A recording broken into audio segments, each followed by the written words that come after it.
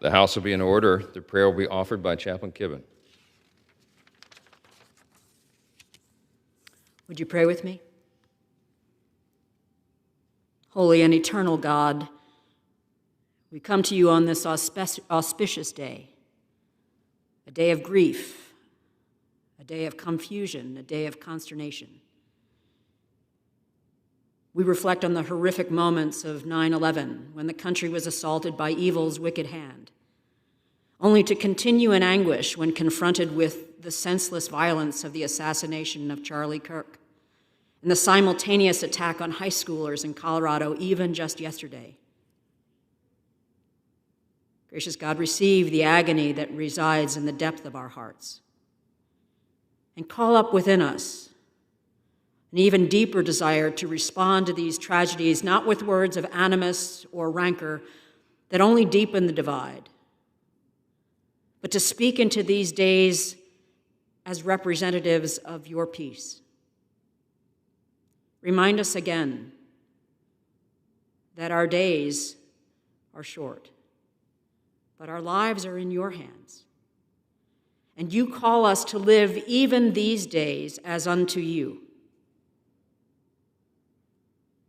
Inspire us now to lead our communities toward more civil dialogue, to turn the temperature down, but to rise above the animosity and claim the redemption that can only be found in you. We turn to you with all that we are, as we are, that you would use us to proclaim your peace. It is in the strength of your name I pray. Amen. Amen. The chair has examined the journal of the last day's proceedings and announces to the House the approval thereof. Pursuant to Clause 1 of Rule 1, the journal stands approved. The Pledge of Allegiance will be led by the gentleman from Indiana, Mr. Shreve. Ladies and gentlemen, join me in the pledge. I pledge allegiance to the flag of the United States of America and to the republic for which it stands, one nation, under God, indivisible, with liberty and justice for all. The chair will entertain up to 5 requests for 1-minute speeches on each side of the aisle. For what purpose does the gentleman from Arkansas seek recognition? Mr. Speaker, I seek unanimous consent to address the House for 1 minute. The gentleman is recognized for 1 minute.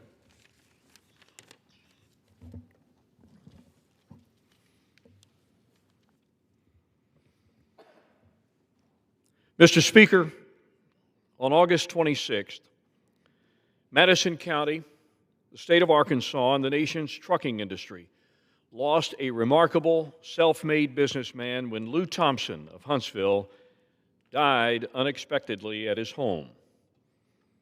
And I lost a dear friend. The Lou Thompson brand is synonymous with short-haul trucking, particularly in the live haul business. His iconic red trucks are recognizable all over Arkansas and our nation. Lou had an entrepreneurial spirit, taking a one-man show hauling turkeys for Butterball to a major fleet of 700 trucks and 1,200 trailers, a rags-to-riches multi-million-dollar operation. He had a huge heart for his home region and never forgot his roots and the friends and family that contributed to his enormous success. I'll never forget my last visit with Lou and the folks at Lou Thompson Trucking the week before he passed away. He was excited about the future, and now gone too soon. My condolences to his wife Carla, his son Josh, his daughter Tiffany, and scores of extended family and friends. Rest in peace, my dear friend, and I yield back. The gentleman yields. For what purpose does the gentlewoman from Pennsylvania seek recognition?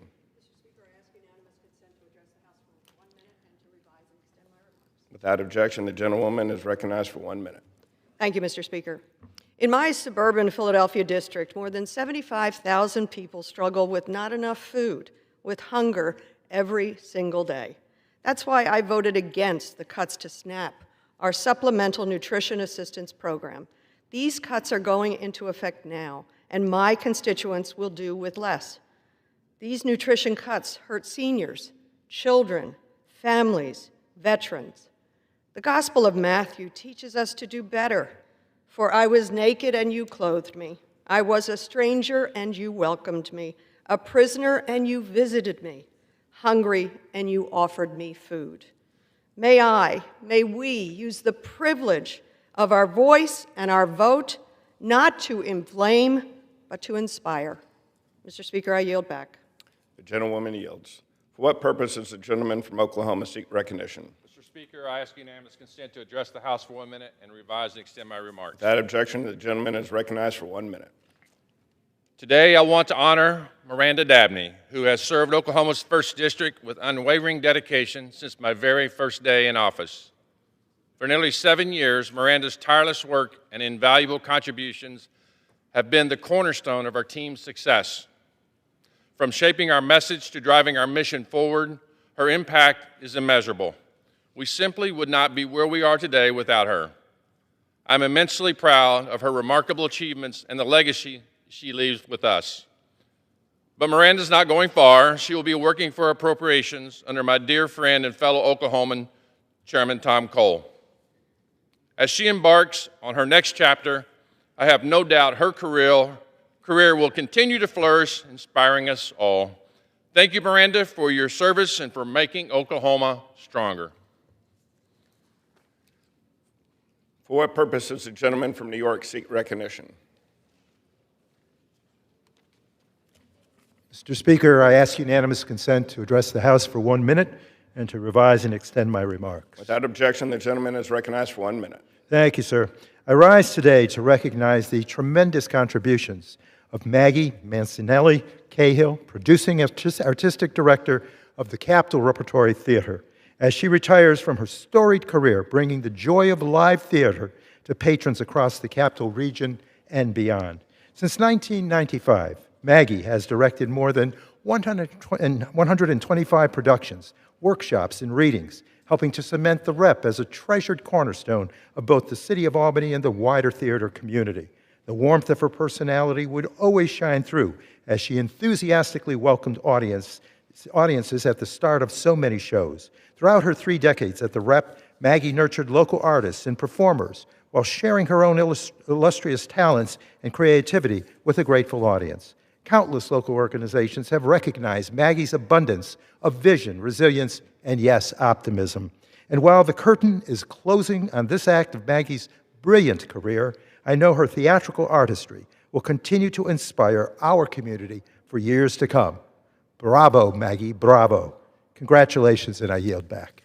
The gentleman yields. For what purpose does the gentleman from Montana seek recognition? Mr. Speaker, I ask unanimous consent to address the House for 1 minute and to extend and revise my remarks. Without objection, the gentleman is recognized for 1 minute. Mr. Speaker, I rise today to honor the life and legacy of former Montana State Senator Dwayne Ankney, known to many as the King of Coal. Elected to the state legislature in 2006 from Colstrip, Montana, which he proudly called the heartbeat of eastern Montana, Senator Ankney was a steadfast advocate for the working men and women who power our state. He understood the value of coal not just as a resource, but as a way of life for thousands of Montanans. Throughout his service, he championed energy independence, defended rural jobs, and gave a voice to communities too often overlooked. Senator Ankney wasn't afraid to speak hard truths or to take tough stands. He led with grit, with principle, and a deep love for Montana. Today, we remember him as more than a legislator. We remember him as a fighter. He was a friend and a champion to the people he served. Mr. Speaker, I yield. The gentleman yields. For what purpose does the gentleman from Indiana seek recognition? Mr. Speaker, I seek unanimous consent to address the House for 1 minute and to revise and extend my remarks. Without objection, the gentleman from Indiana is recognized for 1 minute. Mr. Speaker, our Department of Defense is charged with protecting America's critical infrastructure. Our current standards are simply insufficient. The United States is vulnerable to attack on our defense infrastructure by our adversaries, as we are reminded of today like no other. Fortifying our defense critical infrastructure is imperative, and funding it is our job. My amendment, 269, directs a comprehensive review of current interagency coordination of DoD implementation to ensure physical and cyber security for air, rail, and maritime infrastructure. that underpins our military readiness. My Amendment 270 directs our Secretary of State with developing a comprehensive strategy to counter Iran's and Hezbollah's missionary and propaganda operations in Latin America. Iran's goal in Latin America is to export its ideology to our region so as to cultivate anti-American in our Western Hemisphere.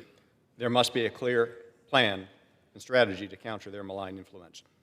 These two amendments were unanimously passed yesterday and included in the National Defense Authorization Act. I wish to thank my colleagues for their support of these amendments. I yield back. The gentleman yields. For what purpose does the gentleman from North Carolina seek recognition?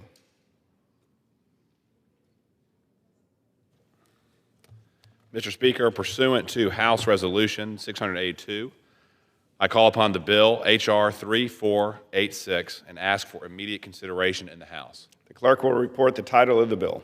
Union Calendar Number 163, H.R. 3486, a bill to amend the Immigration and Nationality Act to increase penalties for individuals who illegally enter and re-enter the United States after being removed and for the purposes. Pursuant to House Resolution 682, the amendment in nature of the substitute recommended by the Committee on the Judiciary, printed in the bill, modified by the amendment printed in Part B of House Report 119-255, is adopted, and the bill, as amended, is considered read. The bill, as amended, shall be debatable for 1 hour, equally divided and controlled by the chair and ranking minority member of the Committee on Judiciary or their respective designees. The gentleman from North Carolina, Mr. Knott, and the gentleman from Maryland, Mr. Raskin, each will control 30 minutes. The chair recognizes the gentleman from North Carolina. Thank you, Mr. Speaker. I ask for unanimous consent that all members may have 5 legislative days in which to revise and extend their remarks and to insert extraneous material on H.R. 3486. Without objection. Mr. Speaker, I yield myself such time as I may consume. The gentleman is recognized. Thank you, Mr. Speaker. It is my privilege to open remarks on this important legislation which hold a specific criminal category to account, specifically those who exploit weak border policies to bring crime into the United States. I certainly feel that it is appropriate before I begin my remarks to note that today is the 24th anniversary of the September 11th attacks. And in that same vein, Mr. Speaker, this proposed legislation profoundly enables law enforcement to protect us from all threats that seek to enter our country illegally. Let me begin by commending Congresswoman Bice for partnering with me on this important issue. And as to the bill, Mr. Speaker, no matter the type or category, all crime is made worse by illegal immigration. Theft, assault, murder, drug trafficking, human trafficking, violent crime, property crime, you name it, illegal immigration makes it worse. What is perhaps most unfortunate is that many of the worst offenders in this specific category return to the United States after being deported due to gaps in the current immigration law. As a former U.S. prosecutor, I saw how deportation alone is insufficient to deter the committed illegal immigrant criminal. I have investigated, tried, and convicted many individuals who had been deported 2 times, 3 times, 4 times, and some even beyond 10 times. Yet they continued to illegally return with the sole intent to commit crime here in the United States. The original version of this bill, Mr. Speaker, was drafted after a 32-year-old woman, an American woman, was tragically murdered by an illegal alien who had 5 felony convictions and had been deported multiple times from the United States. Tragically, her case is not an outlier. It has become far too common. Under the current law, we must wait for a repeat felon, a recidivist illegal alien, to harm another American before we can effectively punish him or her for the crimes they seek to commit. Enough is enough. For any illegal immigrant who has demonstrated a clear and perverse disregard for our law, this bill shows that we will not wait for you to harm another American before we punish you. The act of returning after deportation is a serious crime and it should denote serious consequences. Further, if you are here illegally, commissioning and being convicted of a felony is not a victimless crime. All felonies have a victim. Enough is enough. In the current state of the law, we must wait for an American to be harmed before significant punishments are issued to those who are here illegally. That is the core motivation of the changes being sought in this bill. Candidly and specifically, if you are here illegally with demonstrated criminal intent, that alone is sufficient to be punished meaningfully in this country. Utilizing my own experience prosecuting this specific class of criminal, this bill implements the following common sense provisions. First, if any illegal alien is found guilty of a state or a federal felony, that alone qualifies the illegal alien for a new federal charge that will bring a minimum of 5 years in federal prison. Secondly, rather than capping the sentence for illegally re-entering, again, this is not the first attempt, illegally re-entering the country at 2 years in prison, which is, again, the current state of the law, the new maximum would become 10 years for all illegal re-entries, regardless of the criminal history that they have. And thirdly, if an illegal alien is convicted of any felony and then deported, and that illegal alien attempts to enter the country illegally again, that will qualify the illegal alien for a new federal charge that carries a minimum of 10 years and life, up to life in federal prison. I want to make this very clear that this bill does nothing to remove the current immigration authority. If a swift deportation is sought, it can be achieved. If apprehension for an underlying crime and prosecution is sought, that is within the discretion of law enforcement and the prosecutor. This merely adds new tools with which we can fight illegal immigrant criminals. The premise of the bill, Mr. Speaker, begins with the reality that anyone who is in the country illegally is guilty of criminal conduct. However, what triggers the enhanced penalties is either illegal re-entry after deportation, or a felony conviction within the United States. And let me be clear to preempt some of the concerns on the other side of the aisle. This bill adheres to strict and constitutionally protected due process, requiring a conviction in a court of law to trigger the enhanced penalties while leaving room for discretion as the prosecutor deems necessary. Yes, we need the wall. Yes, we need deportations. Yes, we need to remove those who are here illegally, especially those who have committed crimes that harm Americans. The President has shown that these steps are essential. However, from my firsthand experience, from my conversations with these criminals, and from the crime data that is all over this country, sophisticated criminal networks with vast resources extend their reach into America due to the open border policies that the left seems so committed to. It is only through maintaining the policies of this president and strengthening deterrence that we can ensure that illegal immigrant criminals do not continue to flood this country. We must send a message that those around the world who want to come here to commit harm, our tolerance for that activity is over.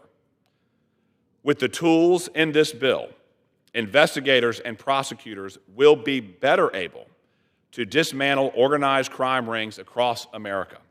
And most importantly, they will employ an efficient deterrent to anybody who seeks to enter or re-enter this country illegally. It's time for the illegal immigrant criminals to know that we are finished tolerating their presence with the illegal activity that they engage in. Thank you, Mr. Speaker. I reserve the balance of my time. The gentleman reserves. The gentleman from Maryland is recognized. Mr. Speaker, thank you very much. I yield myself such time as I may consume. The gentleman is recognized. I want to thank Mr. Knott and congratulate him on his first bill coming to the floor of the House. The administration and ICE say that they're targeting the most hardened criminals, the worst of the worst. But the numbers now suggest a different story. Roughly half of the people who've been arrested by ICE have no violent criminal history and no criminal history other than being undocumented. Most migrants, of course, are coming due to poverty, insecurity, violence in their home country, and the authoritarianism at home. In fact, the two most common crimes committed by people who've been detained by ICE are being here without documentation and traffic offenses. Now, the president has said that his administration wants to remove and deport people who commit crimes after they illegally enter the country. But the gentleman's legislation moves in exactly the opposite direction. If this bill were passed into law, it would imprison people for long sentences, even potentially for life, just for having entered the country on an undocumented basis several times, as the gentleman says. That means, obviously, if someone commits a murder or rape, they're going to be prosecuted for murder or rape. So the bite of this bill is with respect to people who just keep re-entering our country without permission. Now, it would require that people who are immediately removable and deportable, undocumented immigrants, must spend 5 or 10 years in overcrowded and overburdened Bureau of Prison facilities in our country at a huge cost to American taxpayers. More than $150, in many cases $200 a day, which comes to hundreds of millions of dollars when you multiply it by the people that would be affected before they can be removed from the country. And that's the odd part of this bill, that we have people who've entered unlawfully, who have no documentation to be here.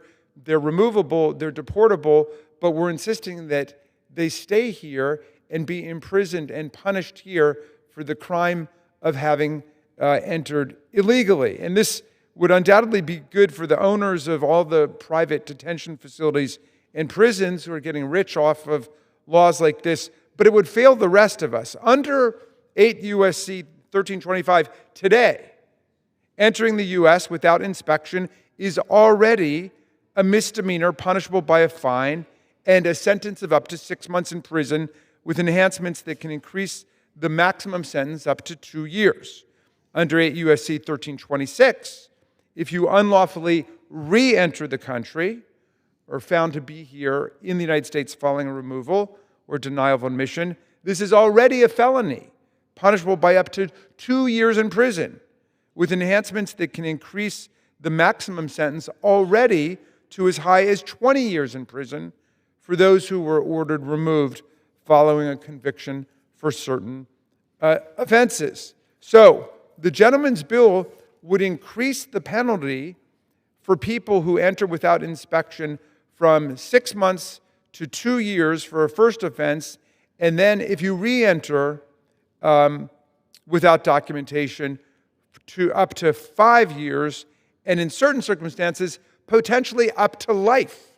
You could be held for life for a consecutive illegal entry into our country. So the bill provides, even for a potential life sentence in federal prison for merely entering the country unlawfully, with no other criminal conduct required. There are obviously armed robbers and rapists and even murderers who have done less time than that. Obviously, we don't want these people entering the country illegally. That's why the solution is to toughen the border. And we had a bipartisan compromise to toughen and fortify the border with the hiring of hundreds more border officers and judges. It was coming through the Senate, and that was the one at the end of 2024 that was sailing through Congress when President Trump decided to sink that legislation. and said essentially he didn't want a border compromise bill for more effective enforcement there. He wanted a border crisis to run against. So, look, there's been a consensus between the parties for several years that mandatory minimums do not effectively reduce crime and do not improve public safety. They strip judges of their ability to exercise fact-based discretion and impose sentences that fit the circumstances of the case, frustrating their ability to consider mitigating and complicating factors, imposing a one-size-fits-all straitjacket that leads to often disproportionate and inflexible prison sentences. This is why the Judicial Conference itself opposes mandatory minimums. This is why you don't have judges at the border demanding the gentleman's legislation. This is why the Brennan Center opposes it. This is why Right on Crime has opposed mandatory minimums, and so on. Study after study has shown that mandatory minimums don't work to deter criminal conduct.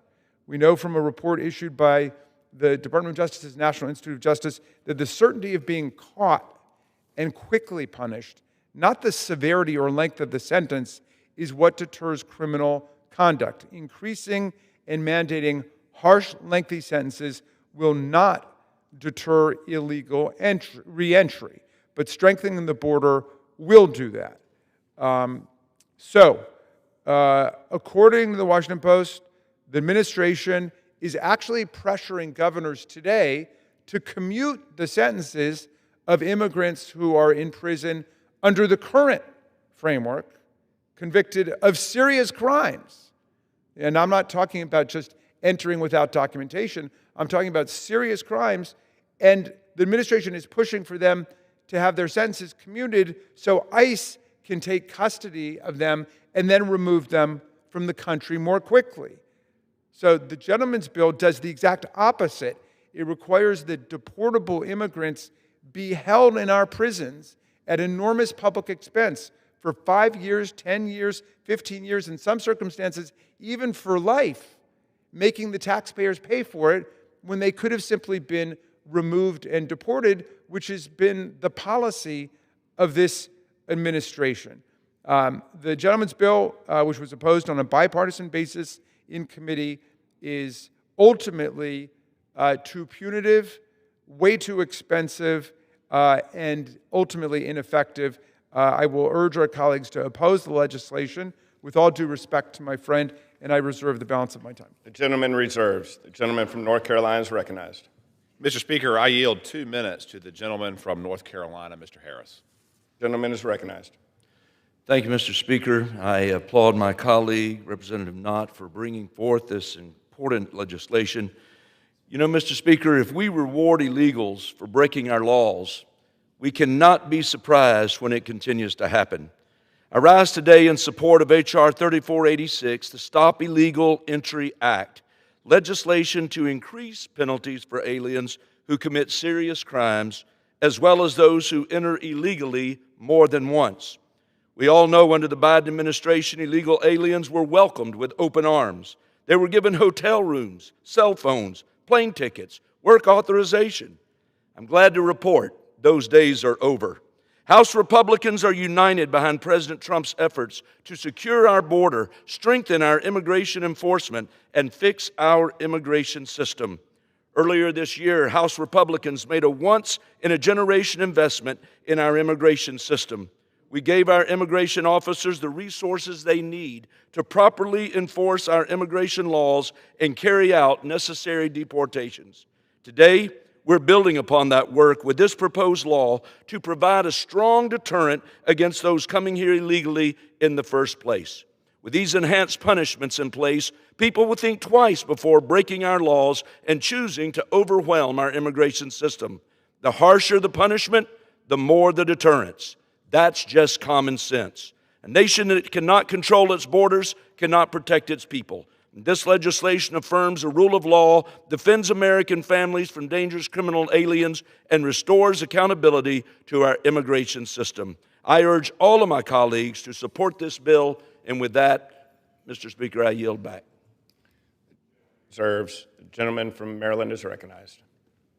Yes, and I will yield 7 minutes to the distinguished gentlelady from the state of Washington, who's the ranking member of the Immigration Subcommittee on the Judiciary Committee, Ms. Jayapal. The gentlelady is recognized. Thank you, Mr. Chairman. I rise in strong opposition to H.R. 3486. This bill is Republicans' latest attempt to scapegoat and fearmonger about immigrants.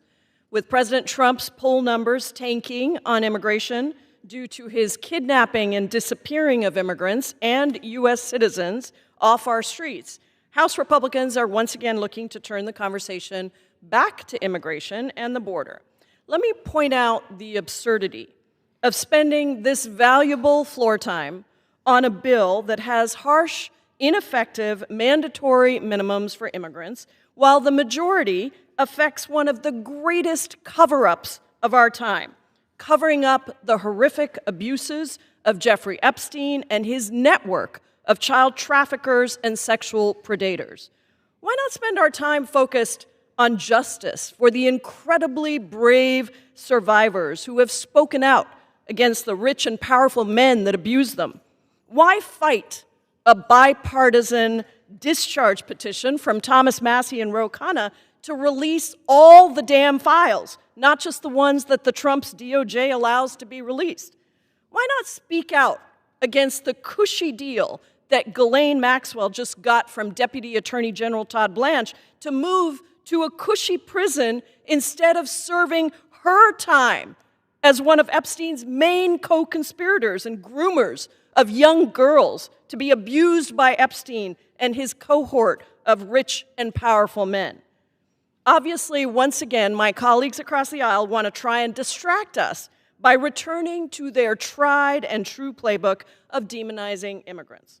That is not actually what the American people want. We have seen over and over again the American people actually support immigration, despite all the lies that come from the other side. This summer, a Gallup poll noted a record high 79% of U.S. adults saying immigration is a good thing for the country. A Pew poll showed 60% of Americans disapprove of President Trump's suspension of most asylum applications, which was ruled unlawful in federal court. The American people now see that the Trump administration has continually lied about what they're going to do on immigration. According to a CBS poll, a majority of Americans believe that the Trump administration is not prioritizing the removal of dangerous criminals and public safety threats, and nearly 60% disapprove of how the Trump administration is using immigration detention facilities. This is not surprising in the least. As the ranking member said, ICE's own data revealed that roughly 65% of people in immigration detention have zero criminal convictions. Zero. It is clear that this administration is not targeting the so-called worst of the worst, as President Trump claimed on the campaign trail. Instead, they are targeting everyone they think they may be able to deport. Tom Homan, the president's so-called border czar, said that arresting non-criminals is, quote, our job. In Los Angeles, ICE has been racially profiling people, indiscriminately arresting and holding people, causing fear and terror in people of all legal statuses who simply look Latino or speak Spanish or congregate on certain corners. Today's bill is just more of the same scapegoating and lying about immigrants. Once again, the majority implies that somehow we don't already have consequences for unlawful entry and re-entry. That is absolutely false. Current law already includes harsh sentences and are some of the most prosecuted laws in our country every single year. This bill would add ridiculous mandatory minimum sentences, going up to life potentially, onto the crimes of unlawful entry and re-entry. Now, this makes no sense on multiple levels. If the administration is seeking to deport, quote, the worst of the worst, why put them in incarceration facilities? Perhaps this is just another ploy to give private for-profit prison companies more money so they can build more facilities, make more profit, and ultimately contribute more to the Republican campaign coffers. In addition, as the ranking member said in his statement, Mandatory minimums just do not work. We have actually seen this over and over again. Harsh enforcement is not the answer. I don't know why my colleagues are having such a hard time with this. The first Trump administration actually tried to weaponize unlawful entry prosecutions by separating over 5,000 children from their parents. The entire country, Republican, Independent, and Democrat, was horrified at this. And the administration ultimately had to abandon their family separation policy. But still today, over 1,000 of these kids remain separated from their parents. And yet, despite this despicable, absurdly cruel policy, a 2018 study found zero statistically significant relationship between the family separation policy and the number of apprehensions at the border. These kinds of indiscriminate, harsh enforcement efforts are a waste of taxpayer dollars and detrimental to the kind of country that we are trying to create. The U.S. already has the highest incarceration rate of any country in the world, and it costs U.S. taxpayers about $182 billion every year, not to mention the social cost to lock up nearly 1% of the adult population. This bill would skyrocket that number. Now, actually, it was during the first Trump term that Republicans joined Democrats in actually rolling back some mandatory minimum sentences in the First Step Act that was signed by, guess who? President Donald Trump himself in 2018. But I guess all good policy is once again falling to the feet of the divisive political rhetoric around immigrants and crime that my colleagues across the aisle have embraced as their salvo to save them from the bleak economic picture our country faces today. Higher joblessness, Trumpflation, a host of reckless policies, including trade wars, that have cost the American people. The Republican big bad betrayal bill is unpopular everywhere in the country, no matter how you spin it, because Americans know that kicking 17 million Americans off of health care just so you can give a $7 trillion tax break to the wealthiest billionaire donors and giant corporations is outrageous, and the American people want us to roll it back. One more minute. Additional 30 seconds. In just 19 days, government funding expires. Right now, Americans across the country face rural hospitals that are closing, higher prices for back-to-school supplies, double-digit increases in healthcare premiums, and the Republican majority, what are we spending our time on? This terrible bill. What a giant abdication of the huge responsibility that the American people put on us here in Congress. I urge my colleagues to oppose this bill, and I yield back. Gentleman from Maryland is recognized. And we reserve. Thank you. Madam Speaker, I yield 2 minutes to the gentleman. Is recognized. Thank you, Madam Speaker. I yield 2 minutes to the gentleman from Kansas, Mr. Smith. The gentleman is recognized. Thank you, Madam Speaker. And our colleagues on the other side think if they just talk about enough other things long enough, the clock will run out, and that the American people will forget the disaster that the policies of the prior administration created not just on our border, but throughout our communities in this country for the prior 4 years. Well, they're mistaken. We're not going to forget.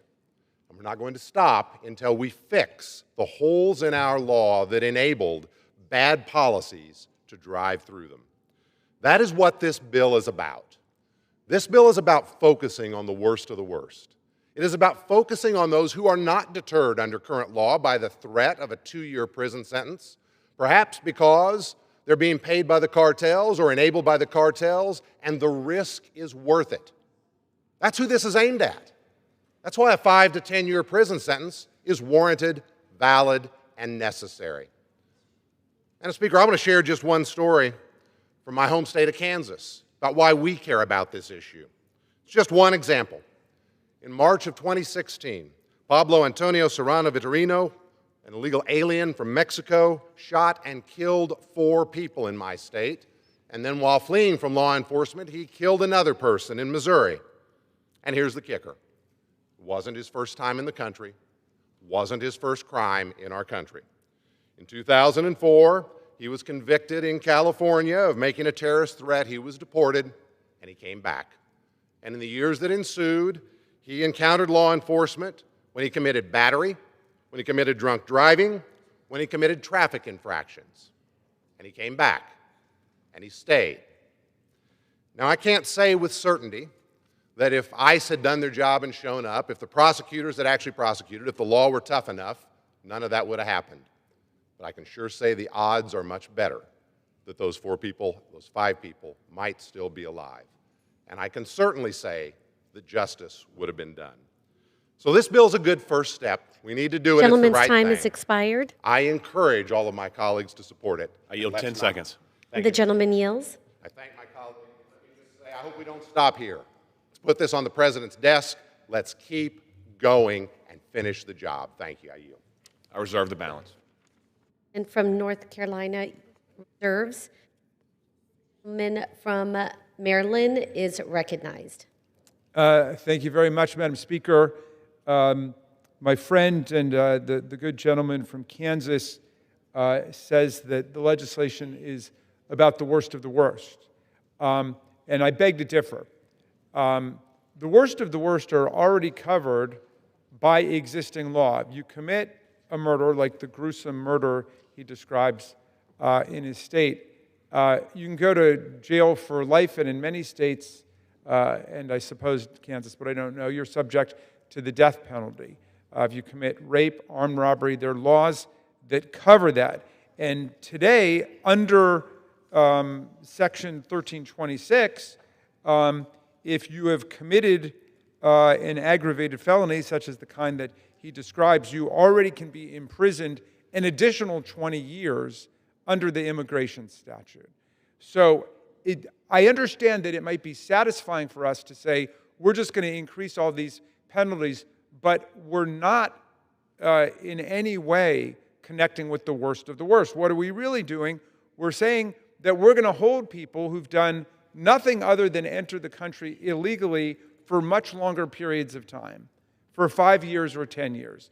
And again, we see this as very wasteful in terms of public tax dollars. So if you set aside the murderers, the rapists, the armed robbers who we're going to get under existing laws that make all of that criminal, and you look at what's actually happening here, it's a focus on people who are entering the country illegally.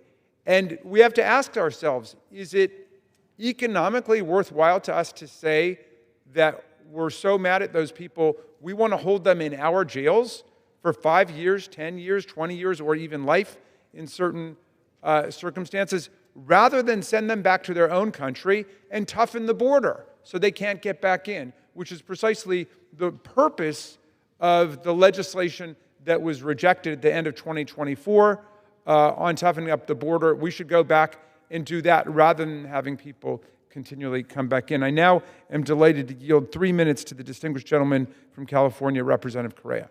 Thank you very much. The gentleman is recognized. Madam Speaker, strongly oppose this measure.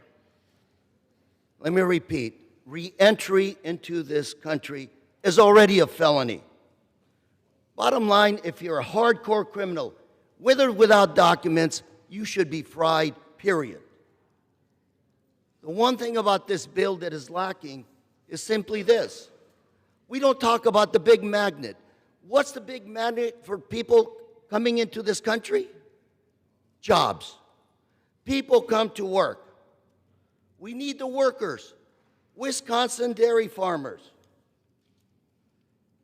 90% of those workers, up to 90% of those dairy workers at those Wisconsin dairies are undocumented. Manufacturing, farm workers, food processing. Who takes care of our seniors? Mainly undocumented workers.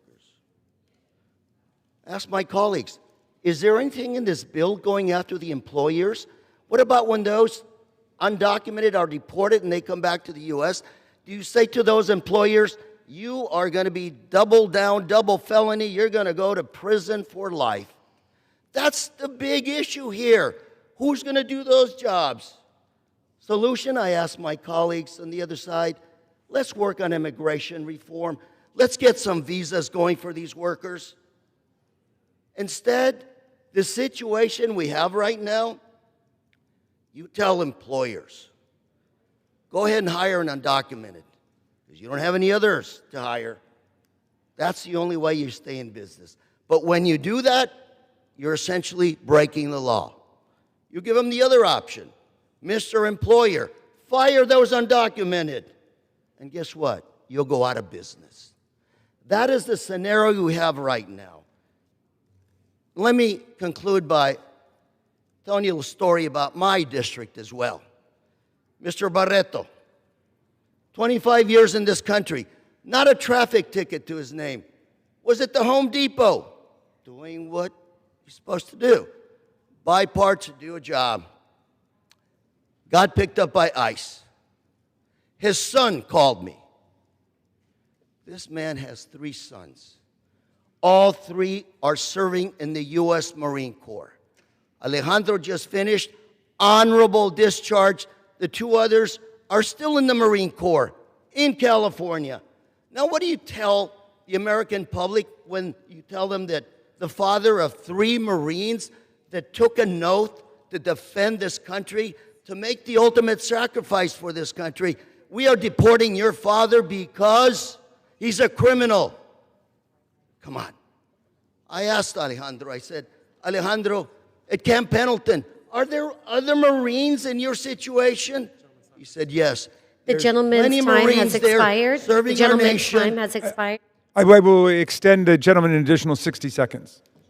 The gentleman is There are recognized. many Marines right now whose parents are undocumented, who are ready to lay down their lives for this country. My colleagues in the other aisle, work on immigration reform. This does nothing to strengthen our country, national defense. It hurts our economy. Why are we going down this path?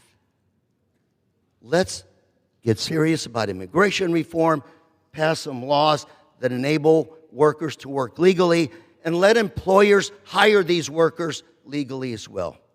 Thank you very much. And I thank the gentleman from California, Mr. Correa, for his very trenchant and powerful remarks, and we will reserve. The gentleman reserves. The gentleman from North Carolina is recognized. Madam Speaker, it's my privilege to yield 5 minutes to the gentlelady from Oklahoma, Ms. Bice.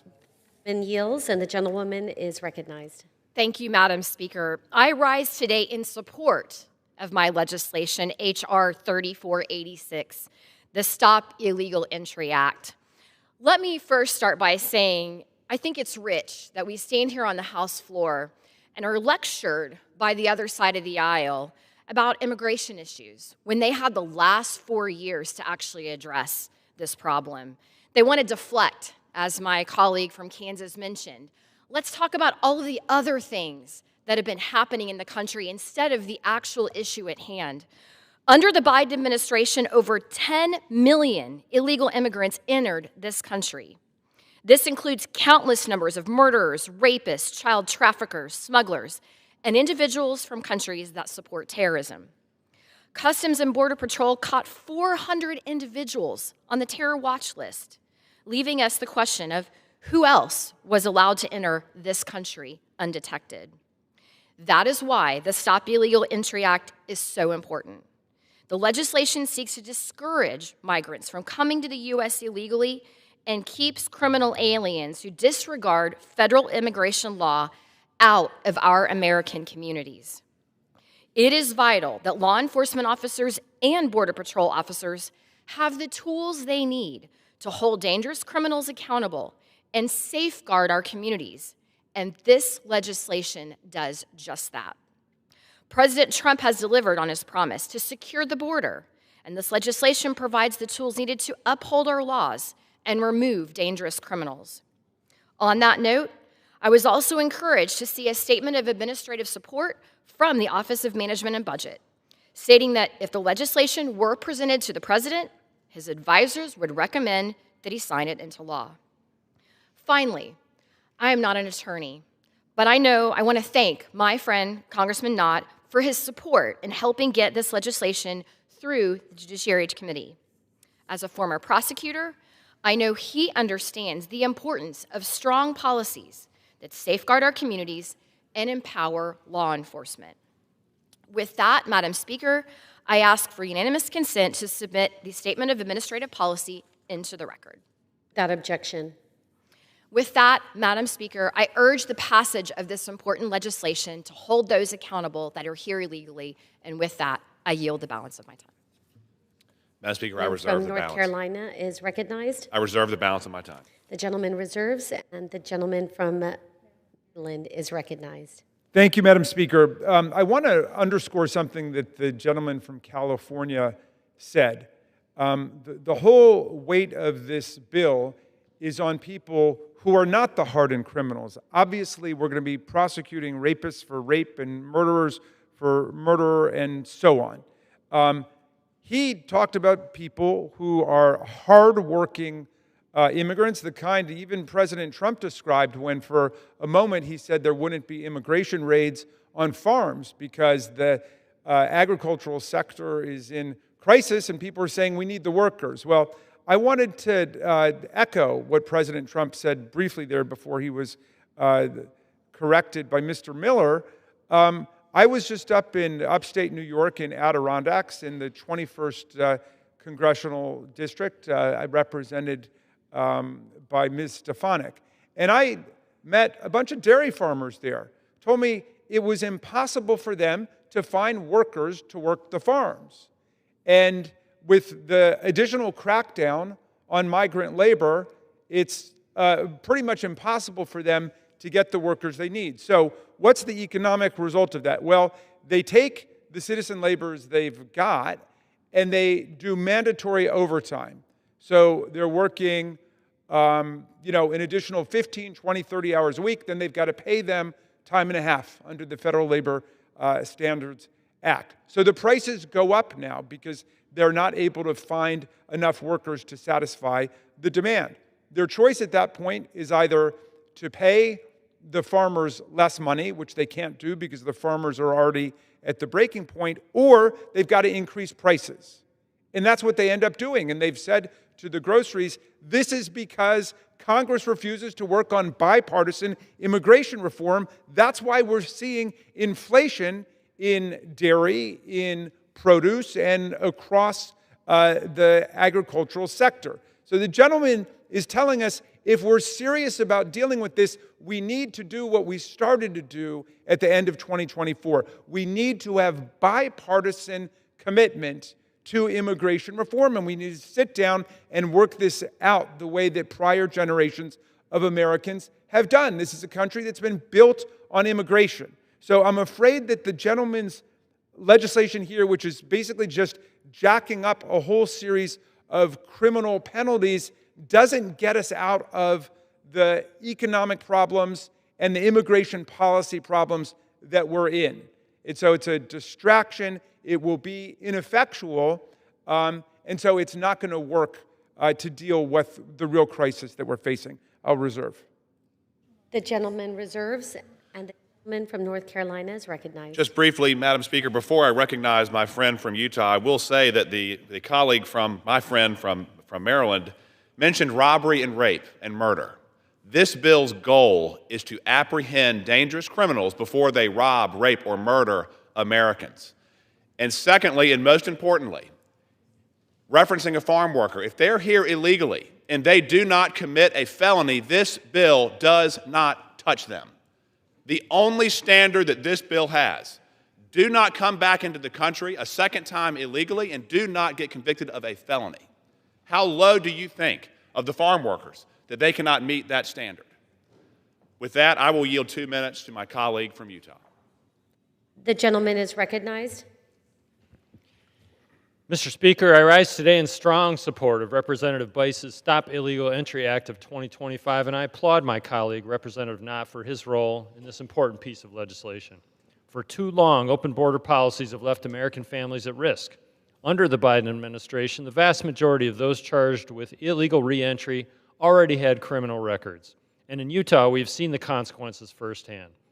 This July in Salt Lake County, a 43-year-old Mexican national was sentenced for drug trafficking and illegal reentry. He had been deported 3 times before, and when he was arrested, he carried an illegal firearm and more than 9,000 fentanyl pills. In May, ICE officers in Utah apprehended and removed an illegal immigrant from Guatemala who was facing charges of aggravated sexual assault of a child under the age of 14. after previously being caught and removed twice before. In January, a 24-year-old Mexican national was charged with the murder of his girlfriend in Utah just 1 week after being deported for the second time. These are not isolated cases. They are just a few recent examples from my home state, and there are countless more heartbreaking stories from across the country. It is clear that the current penalties are not enough to deter this dangerous cycle of illegal reentry. The safety and security of our citizens must never be compromised by those who abuse our system and exploit our borders. H.R. 3486 protects American families, upholds the rule of law, and keeps our nation secure by setting real penalties for those who seek to enter our great nation illegally to commit crimes. I urge my colleagues to support this common sense legislation. I yield back. The gentleman yields and reserves. I reserve. Thank you. The gentleman from Maryland is recognized. Madam Speaker, thank you. I'm yielding 2 minutes now to the very distinguished lady from California and member of the Judiciary Committee, Ms. Kamala Gurdov. The gentlewoman is recognized. Madam Speaker, I rise in strong opposition to H.R. 3486. Let's be clear, this bill is not about border security. It is about pouring gasoline on a prison system that is already bloated, broken, and unjust. While American families are begging us to release the Epstein files, to lower grocery prices, to keep doctors' offices open, to confront mass shootings, Republicans have chosen to waste our time and taxpayer dollars on a bill that criminalizes what is already a crime under federal law. This legislation would impose draconian mandatory minimums, even life sentences, for nonviolent acts like returning to reunite with loved ones. That is not justice, that is cruelty. We should be investing in humane immigration policies, not building more cages. Expanding prisons has never made us safer. It rips families apart, disproportionately targeting Black and brown communities, and it deepens cycles of poverty and punishment that we should be dismantling, not expanding. Mandatory minimums don't deter migration. They tie judges' hands, treat every case the same, and devastate communities. We don't need harsher prison sentences. We need pathways and solutions that actually work. H.R. 3486 is punitive, expensive, and unnecessary. It is waste, it is fraud, it is abuse. And I urge my colleagues to stop scapegoating immigrants, stop playing politics with people's lives, and vote no on this cruel and cynical bill. Thank you, Madam Speaker. We reserve. Gentleman from Maryland reserves. Gentleman from North Carolina is recognized. Thank you, Madam Speaker. It's my privilege to recognize my colleague from North Carolina, yielding him 2 minutes, Mr. Moore. The gentleman is recognized. Thank you, Madam Speaker. You know, I had some prepared remarks, but as I've talked about this and looked at it even more, this is probably one of the most common sense bills that will come before this Congress. This bill simply says if someone reenters or someone commits a felony, that this law applies. These comments from the other side to try to confuse this issue, to misrepresent, make no sense. Surely, of all of the things in the world that we can disagree on, perhaps we can at least agree that we should not be allowing felons in this country, and that when someone is here illegally and commits a felony, that this law ought to apply. Have not the events of the last recent days shown that we have enough problems already? Why would we want to have felons in this from outside this country to come in?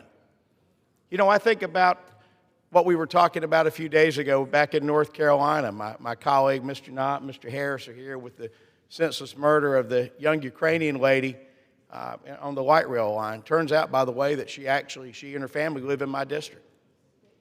And then, of course, the senseless murder yesterday, the assassination of Charlie Kirk, and violence and evil that's all around us. This is one step to try to prevent and stem even more of that possibly happening by dealing with dangerous folks, not just folks who come across the border for the first time and are dealt with in the normal thing, but to deal with folks who are committing serious felonies. This should be common sense. This is the kind of bill, Mr. Knott, that should get 435 votes on the floor of this House. I hope my colleagues on the other side will reflect on this, will reconsider, and will do the right thing, and will vote for this bill. With that, Madam Speaker, I yield back. The gentleman from North Carolina is recognized. We reserve the balance. The gentleman from North Carolina reserves. The gentleman from Maryland is recognized. We have no more speakers, Madam Speaker, and we're prepared to close. The gentleman from North Carolina reserves. Gentleman from North Carolina is recognized. Madam Speaker, we have no further speakers, and I am prepared to close. Gentleman reserves. Gentleman from Maryland is recognized. Thank you, Madam Speaker. I've got just one quick correction or amendment to my distinguished friend's last set of remarks, which is that when he says, how low a standard must there be, all they have to do is not commit another felony or commit a felony.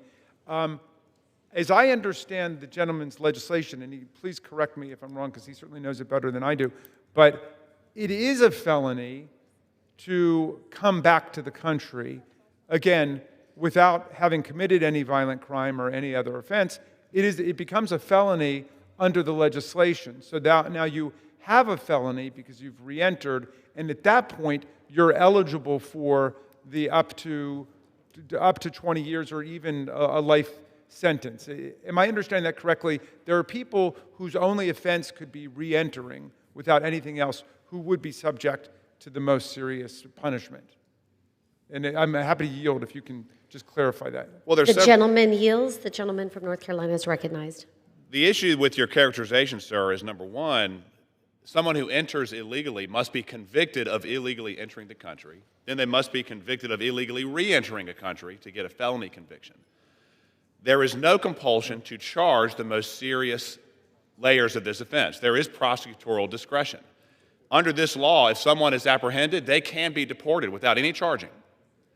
And that's where the misconception and the mischaracterization is. And now if someone is convicted of illegal re-entry and deported, and they come back, a prosecutor would have the discretion to charge the 10-year minimum.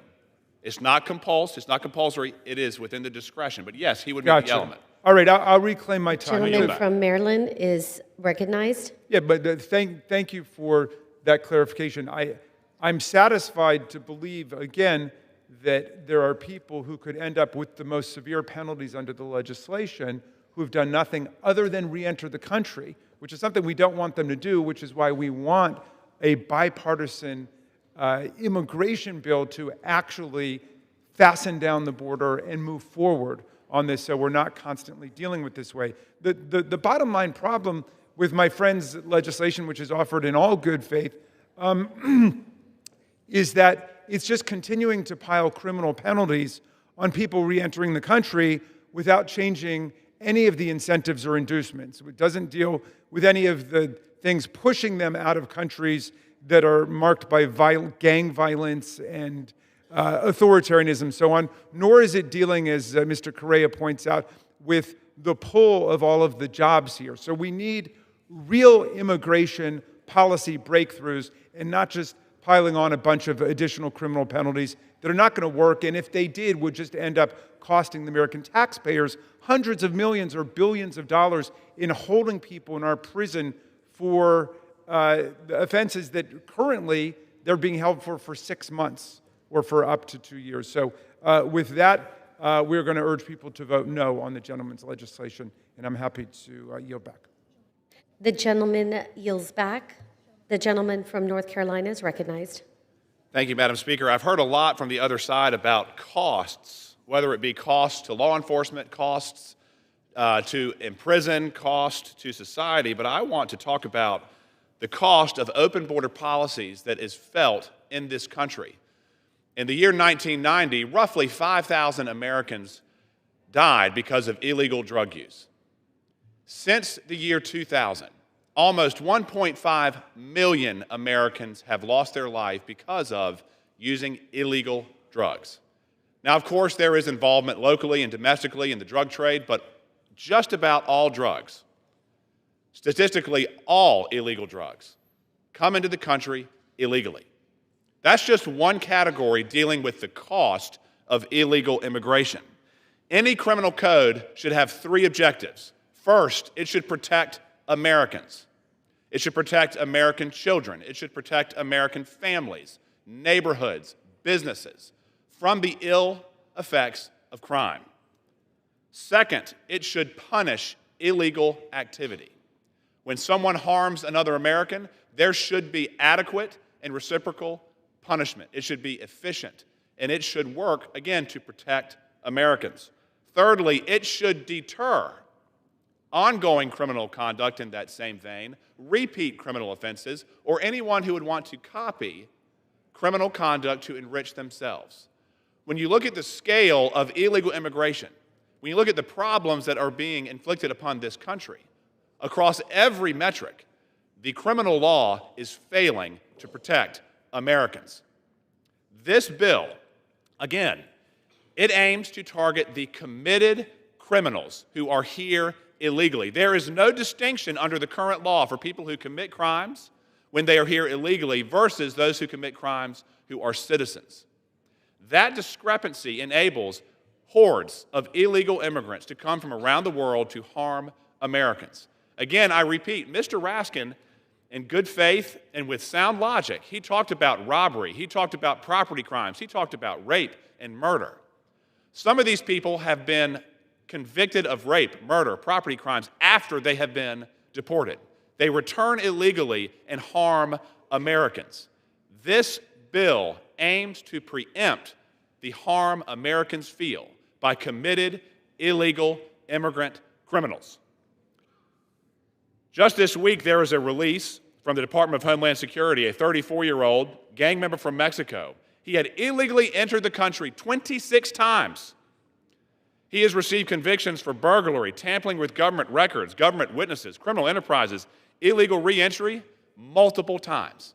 When you look at cases like this that are so voluminous it's hard to summarize, again, the only conclusion, the law is insufficient as it is currently drafted. We are in Congress to make laws to protect Americans. When we have such gaping holes in our criminal justice law as it relates to illegal immigrant criminals, not dairy workers, not those who are not committing crimes, the conclusion is straightforward. We need to change the law. My colleagues on the other side of the aisle, candidly, are twisting themselves into circles to defend the policies of the status quo. They want more illegal immigrants. They do not want stricter enforcement. They are turning every opportunity to resist the changes that Republicans and this president are trying to implement. Again, as a federal prosecutor in my previous career, I saw how illegal, unchecked immigration harmed every corner of my state and the country. When you have an open flow of illegal immigration, crime flourishes. It is hard to quantify the cost. Again, with this bill, for any illegal immigrant to be under its effect, they must commit a felony and get convicted, or they must illegally re-enter, not enter, re-enter after deportation. That is not a standard too high. That is not detached from logic. Again, when you look at the goals of what all criminal laws should achieve, protecting Americans, punishing illegal activity, and to deter repeat offenses, this is a needed step to accompany the legitimate approach that the president has been implementing over the past few years. I urge my colleagues to vote in its favor. Thank you.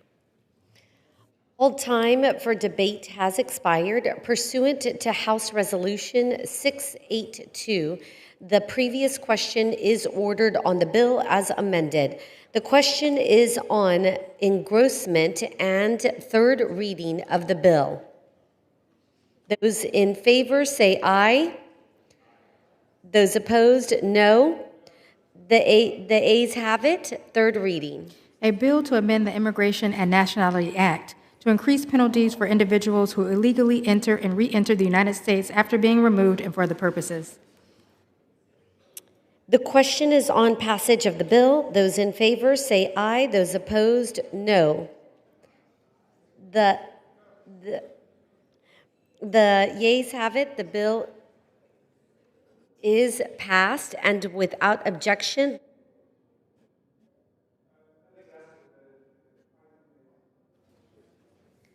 The ayes and the nays are requested. Those favoring a vote by the yeas and nays will rise. A sufficient number having risen, the yeas and nays are ordered. Pursuant to Clause 8 of Rule 20, further proceedings on this question will be postponed.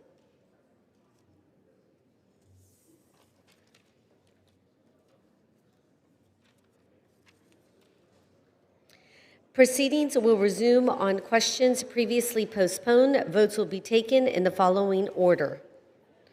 Motion to instruct conferences on H.R. 3944 and passage of H.R. 3486. The first electronic vote will be conducted as a 15-minute vote pursuant to Clause 9 of Rule 20. Remaining electronic votes will be conducted as 5-minute votes. Pursuant to Clause 8 of Rule 20, the unfinished business is the question on the motion to instruct on H.R. 3944, offered by the gentlewoman of Connecticut, Miss Lauro, on which the ayes and nays are ordered. The clerk will redesignate the motion. Motion to instruct conferees on H.R. 3944, offered by Mr. Laurel of Connecticut. The question is on the motion to instruct. Members will record their votes by electronic device. This is a 15-minute vote.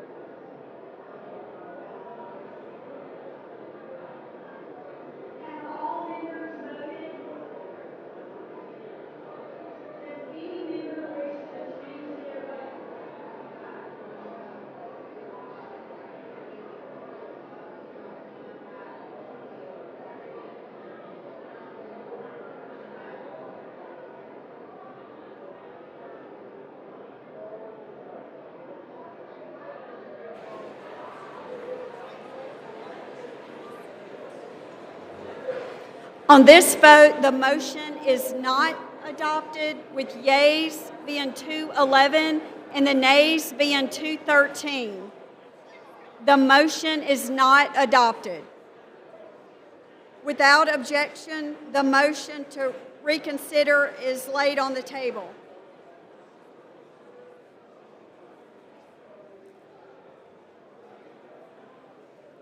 Pursuant to Clause 8 of Rule 20, the unfinished business is the vote on passage of H.R. 3486, on which the yeas and nays are ordered. The clerk will report the title of the bill. Union Calendar number 163, H.R. 3486, a bill to amend the Immigration and Nationality Act to increase penalties for individuals who illegally enter and re-enter the United States after being removed and for other purposes. The question is on passage of the bill. Members will record their votes by electronic device. This is a 5-minute vote.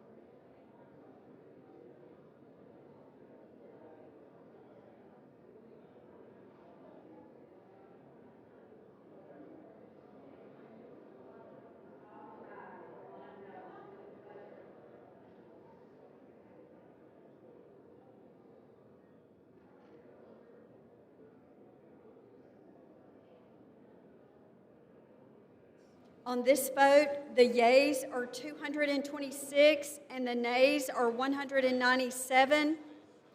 The bill is passed. Without objection, a motion to reconsider is laid on the table.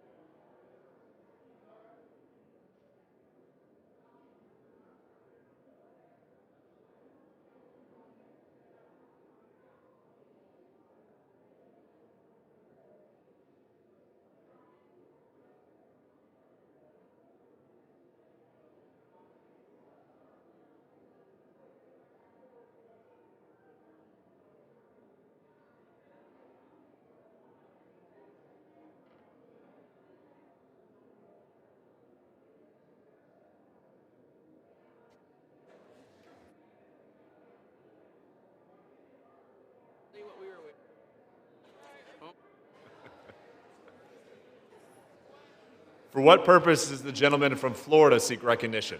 Mr. Speaker, I hereby remove myself as a co-sponsor of H.R. 4312. The request is granted.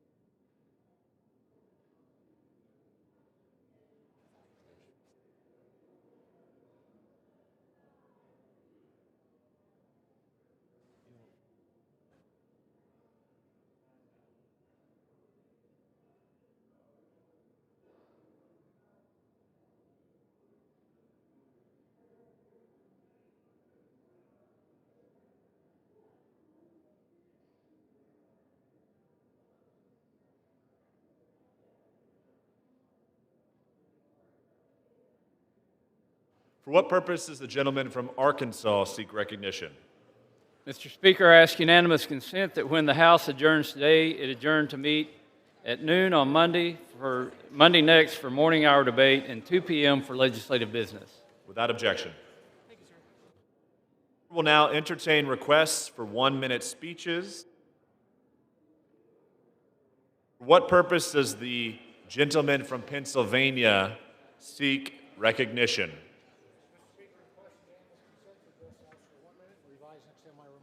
Without objection, the gentleman is recognized for 1 minute. Mr. Speaker, I rise today on the 24th anniversary of the September 11th terrorist attacks to remember the innocent lives we lost. At 8:46 a.m., American Airlines Flight 11 flew into Tower 1 of the World Trade Center. Not long after, Flight 175 struck Tower 2. While Americans around the country were grappling with the news, a third plane, Flight 77, crashed into the Pentagon. In southwest Pennsylvania, the fourth flight, United 93, was hijacked and made an abrupt turn towards Washington, D.C. But because of the brave passengers and crew members, it crashed into a field in Shanksville, Pennsylvania. In the days, weeks, months, and now more than 2 decades that followed September 11th, our country joined together to face the very evil that tried to take us down. And while today's world has grown no less dangerous and we continue to grapple with evil, Americans are resilient. May God continue to watch over our first responders, our men and women in uniform, and all those who keep us safe. Thank you, Mr. Speaker. I yield back the balance of my time. The gentleman yields. For what purpose does the gentleman from North Carolina seek recognition? 1 minute to revise and extend. Without objection, the gentleman is recognized for 1 minute. Mr. Speaker, as students have returned to school, I had the honor of visiting the Eastern North Carolina School of the Deaf in Wilson, North Carolina. There I was welcomed by cheerful students, incredible teachers, and dedicated administrators and staff. I stopped by classrooms and even the cafeteria to see students in action, even helped teach a math class. The Hornets remind us that education must ensure that every child has a chance to live the American dream. It involves creating the best learning environments possible that meet students where they are. We must keep working to build a brighter future for every child in every classroom across the nation.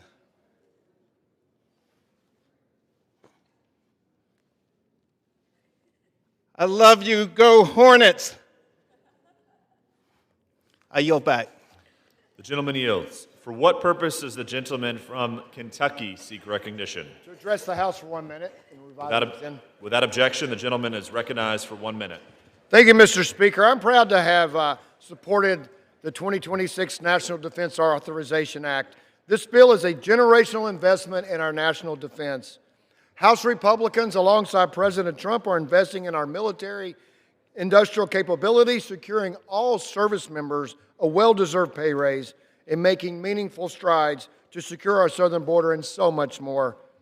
As a graduate of West Point and the proud representative of Fort Knox, I'm excited by the commitment this bill makes to Army Reserve Aviation and the strategic partnerships it creates with local communities to inspire the next generation of warfighters by preserving local museums like the Patton Museum. Make no mistake, this NDAA restores peace through strength, rightly refocuses our military posture, and puts America first. I encourage all of my colleagues to join me in congratulating on the passing of this historic investment in our national defense, and I yield back. The gentleman yields. For what purpose does the gentleman from New York seek recognition?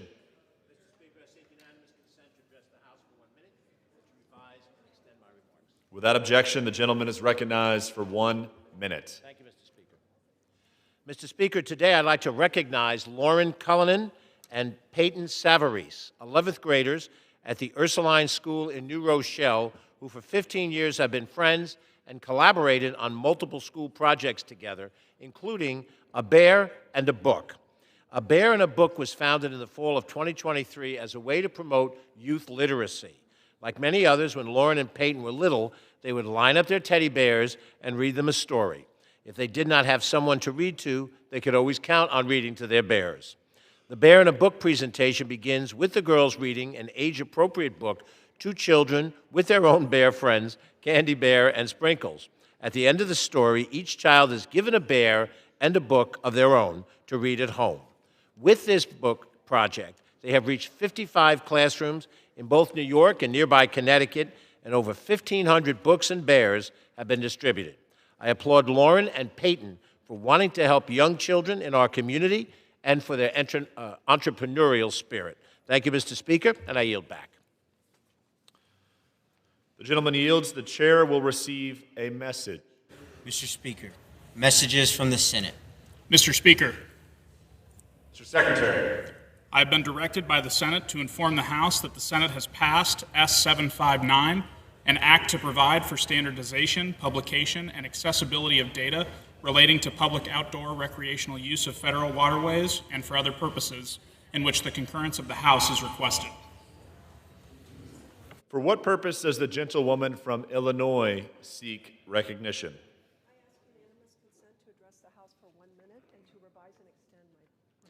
Without objection, the gentlewoman is recognized for 1 minute. Mr. Speaker, I rise today truly heartbroken over the tragic loss of my friend and fellow Illinois native Charlie Kirk. Charlie was a devoted husband and father, a bold Christian who never backed down from speaking truth peacefully. Charlie inspired millions with his courage and convictions. Because of Charlie, countless young people love America, boldly stand for their faith, and proudly defend our freedoms on college campuses and beyond. His death was not an isolated tragedy. It is part of a disturbing trend in political violence in our country, encouraged by the radical left and amplified by a corrupt media that has gone from being fake to totally evil. As we grieve, let us honor Charlie's legacy by continuing the work he so faithfully championed, and let us lift up his wife and children in our prayers. Thank you, and I yield back. The gentlewoman yields. For what purpose does the gentlewoman from Nevada seek recognition? I seek unanimous consent to address the chamber for 1 minute. Without objection, the gentlewoman is recognized for 1 minute. Thank you, Mr. Speaker. I rise today to congratulate the 2025 U.S. Little League champions, the Summerlin South Little League. After undefeated runs at District 4, Nevada, and the Mountain West tournaments, Summerlin South punched their ticket to the Little League World Series, making them the third consecutive Nevada team to qualify. In Williamsport, they went on an incredible 5-2 run against the best teams from across the country and around the world, including a win over Fairfield to claim the U.S. championships. Led by their coaches, a trio of volunteer dads, Tody D'Ambrosio, TJ Fexer, and Americo Miranda, this team showed the world how Nevada plays ball. I was so proud to join the community in downtown Summerlin to give these All-Stars the homecoming they deserve. Summerlin South, you made Nevada proud on the world stage, and I can't wait to see what's next for you incredible athletes. Thank you. The gentlewoman yields. For what purpose does the gentlewoman from West Virginia seek recognition?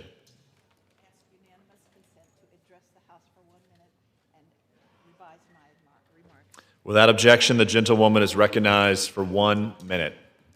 Mr. Speaker, I rise today to recognize West Virginia Supreme Court Justice Tim Armstead.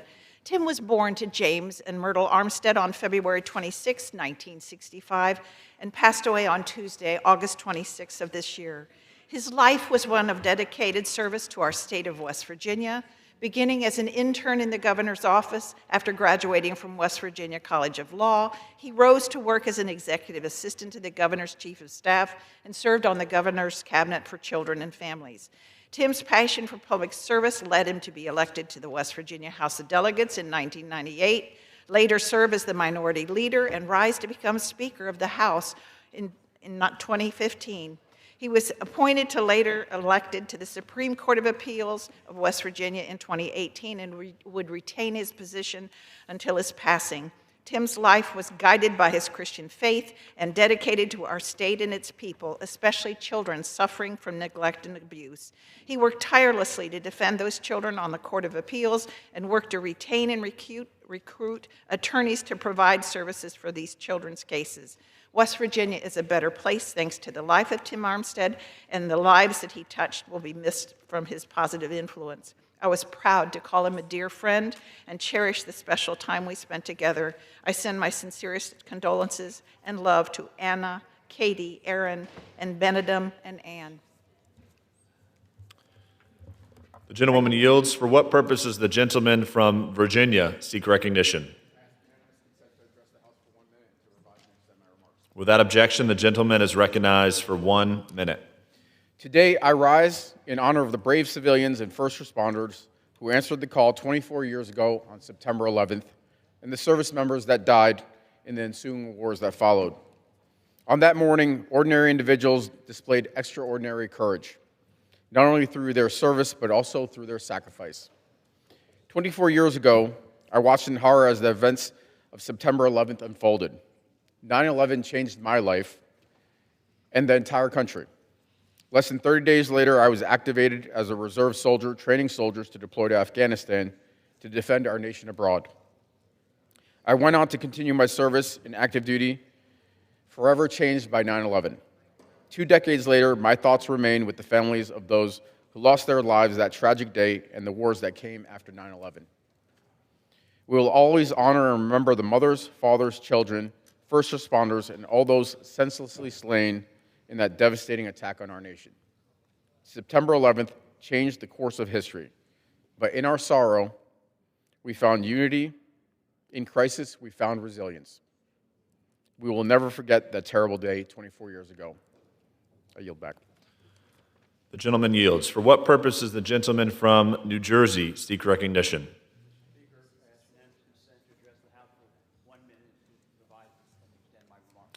Without objection, the gentleman is recognized for 1 minute.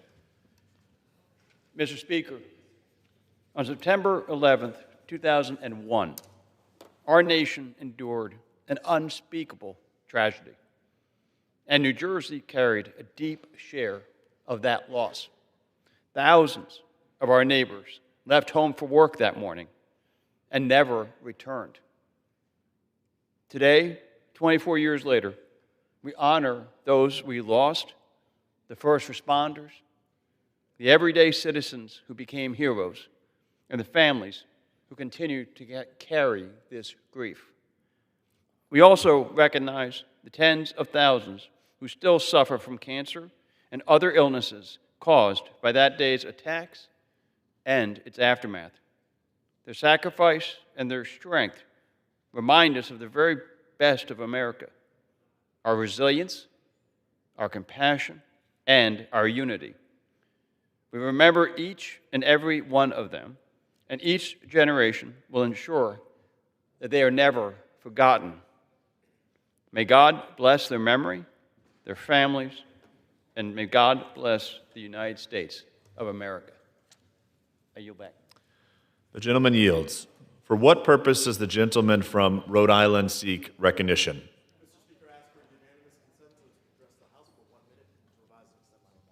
Without objection, the gentleman is recognized for 1 minute. Mr. Speaker, this week we're celebrating America's direct support professionals, the dedicated workers who support Rhode Islanders with disabilities. Workers like Amy from Woonsocket, who said, "The best part of being a DSP is that every day is never the same.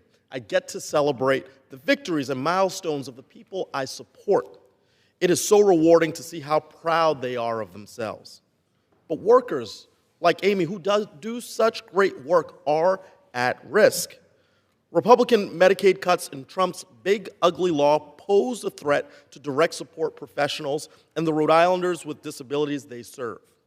Medicaid funds 77% of the essential services, including in-home and community-based supports, group homes, and intermediate care facilities that serve the most vulnerable Rhode Islanders.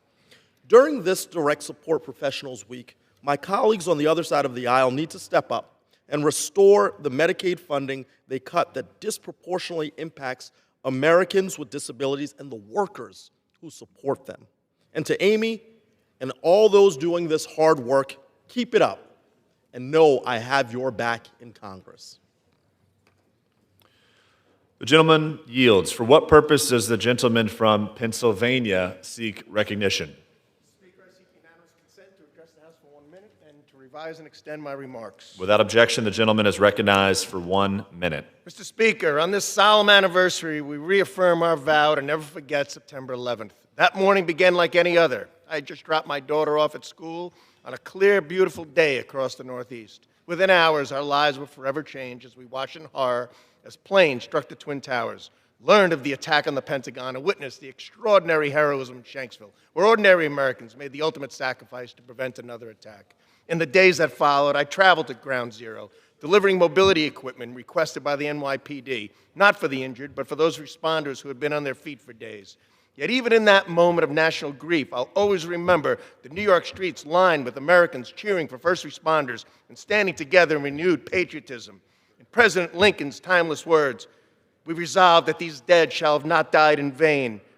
and this nation under God shall have a new birth of freedom. And may our nation always endure, producing patriots like the late Charlie Kirk, whose legacy reminds us that America will thrive and never perish from the earth.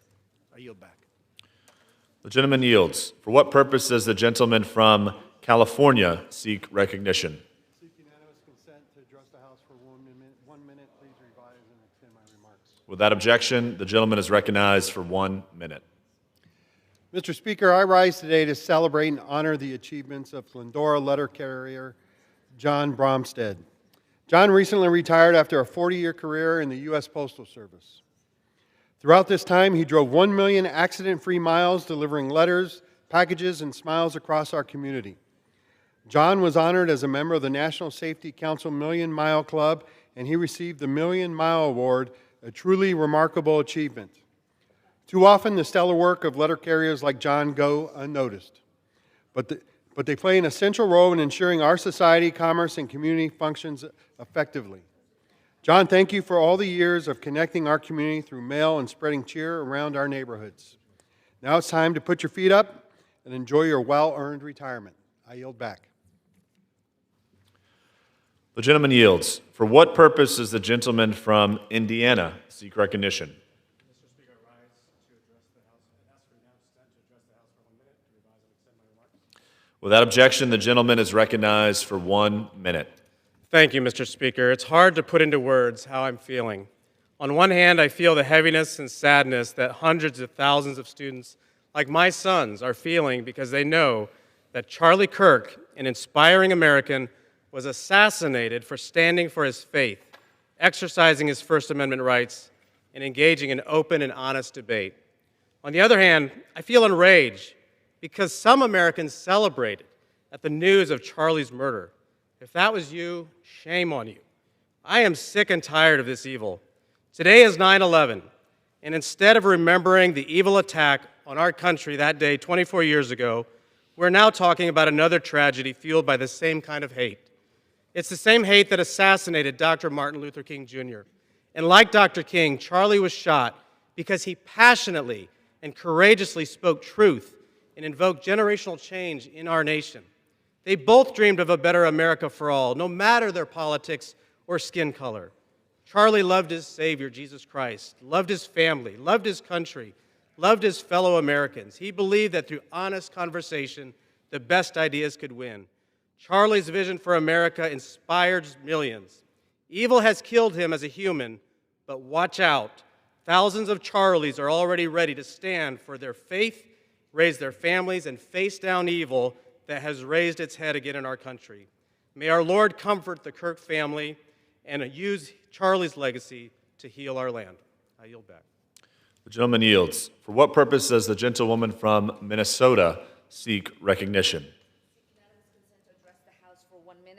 And extend my remarks. Without objection, the gentlewoman is recognized for 1 minute. Mr. Speaker, I rise today to denounce the Trump administration's reckless and illegal military escalation in the Caribbean.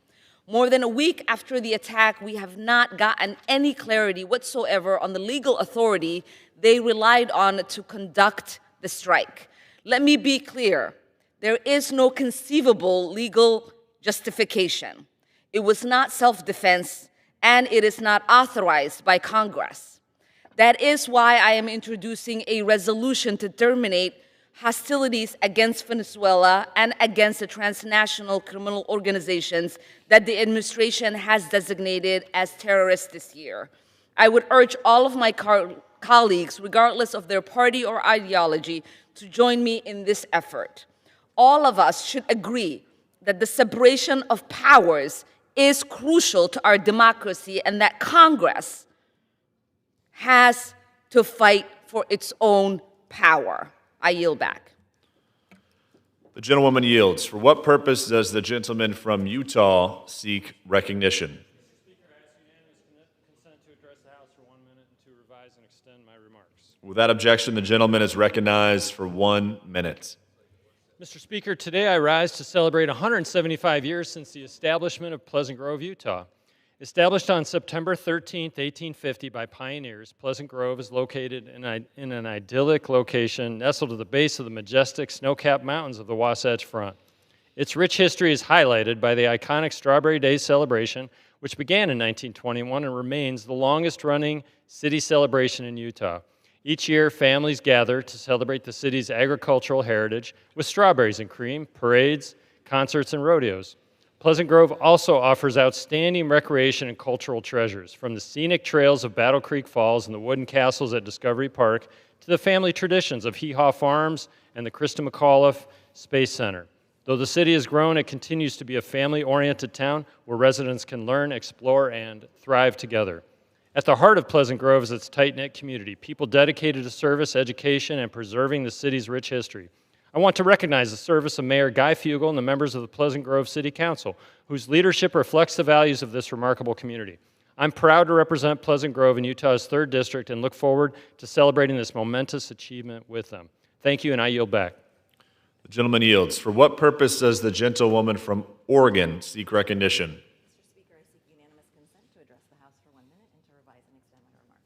Without objection, the gentlewoman is recognized for 1 minute. Mr. Speaker, September is National Suicide Prevention Month.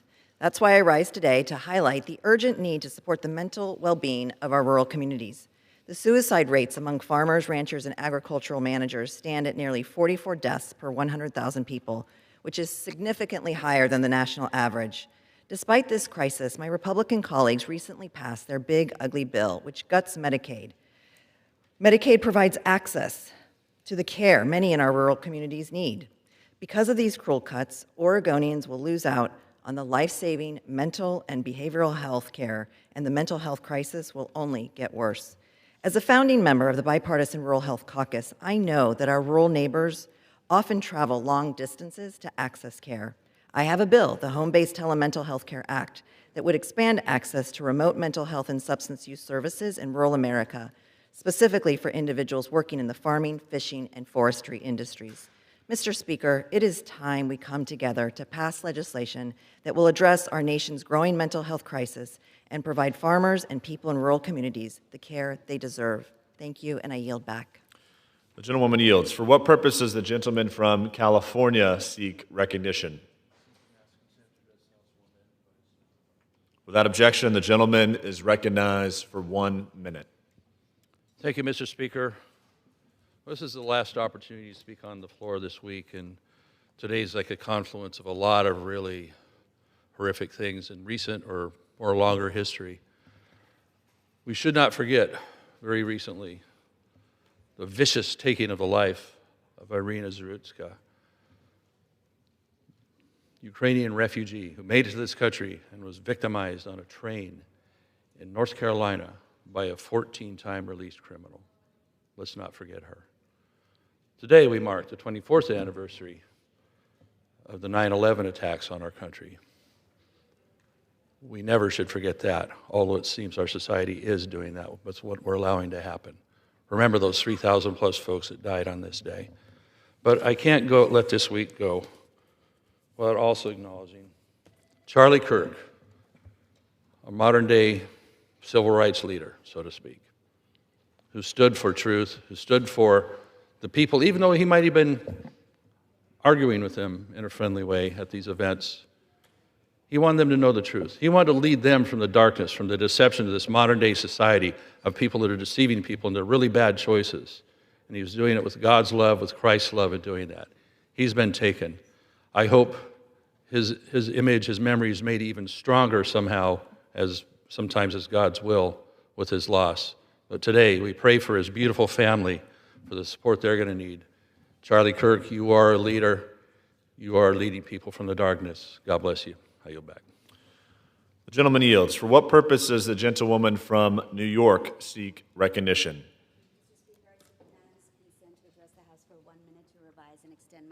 Without objection, the gentlewoman is recognized for 1 minute. I rise today with a heavy heart on the 24th anniversary of the 9/11 terrorist attacks, one of the darkest days in our nation's history. Nearly 3,000 Americans, mothers and fathers, sons and daughters, husbands and wives, friends and neighbors, all taken from us in an act of unspeakable evil on the morning of September 11th. In the years since, we have lost thousands more to fatal health conditions caused by the toxic aftermath of that day, as first responders and survivors who simply went to work or lived near the towers were stricken by cancers and respiratory illnesses that were tied to ground zero. Many Long Islanders who bravely rushed to the towers that day are still paying the price with their health and with their lives. It's time for Congress to come together and pass a permanent funding fix to the World Trade Center Health Program that will ensure that it is fully staffed and able to meet the needs of our 9/11 community. We will never forget the horror of that day, but we can choose to honor it on how we care for our brave first responders and our survivors. Mr. Speaker, I yield back. The gentlewoman yields. For what purpose does the gentleman from Michigan seek recognition? Without objection, the gentleman is recognized for 1 minute. Mr. Speaker, last month I traveled across Michigan's 5th District to visit hardworking Michiganders who are excited about the benefits of the working family tax cut bill. I heard from a farmer in Horton who's relieved that it'll be easier to pass his family farm to the next generation because this historic legislation doubles the death tax exemption. I spoke to a small business owner in Monroe who will now be able to invest more in his operations and grow his family business due to the pro-growth policies. I talked to a waitress in Cassopolis who called this legislation life-changing because she will be able to pocket more of her hard-earned money thanks to no tax on tips and overtime. As I travel across my district, it's clear that we are delivering for hardworking Michiganders and ushering in a new era of prosperity. That's great, and I yield back. The gentleman yields. For what purpose does the gentleman from Virginia seek recognition? I rise to address the House for up to 1 minute and extend revised remarks. Without objection, the gentleman is recognized for 1 minute. Mr. Speaker, today on the 24th anniversary of 9/11, we remember the thousands of innocent people whose lives were lost, as well as the courage of service members and first responders who responded that day, many of whom called Virginia home. And the emotional and physical scars of those attacks persist today. We have a duty to care for those who are affected by the devastation. That includes the service members who returned to work at the Pentagon the next day and were exposed to asbestos and other toxins, causing lifelong negative health effects. And that's why I'm introducing the Susan E. Lucas 9/11 Service Member Fairness Act today. This legislation will close the gap in coverage and ensure that these service members receive the care and benefits they deserve. This bill is named after Susan Lucas, a constituent and a retired Air Force lieutenant colonel from Gainesville, who returned to work in the Pentagon the day after 9/11 and still suffers to this day chronic health issues as a result. These brave service members, like Susan, sacrifice so much to keep our country safe, and they deserve our support. Thank you, and I yield back. Gentleman yields. For what purpose does the gentleman from Missouri seek recognition?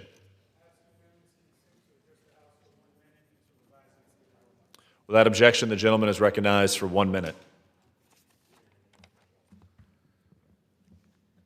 I come from Missouri, and the people I represent have serious concerns. They're worried about paying for health care. They're worried about the cost of food and affordable housing, or raising families with some measure of security.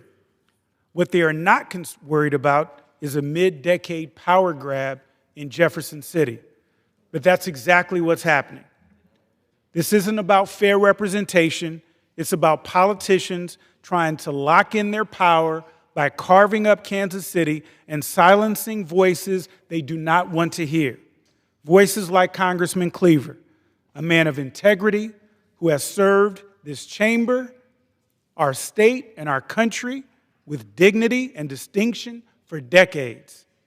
No one asked for this, not the stakeholders, not the business community, and most importantly, not the people of Missouri.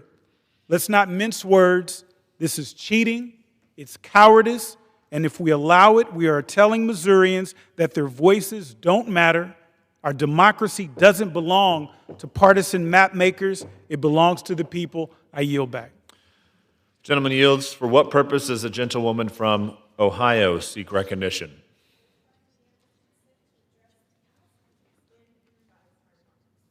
Without objection, the gentlewoman is recognized for 1 minute.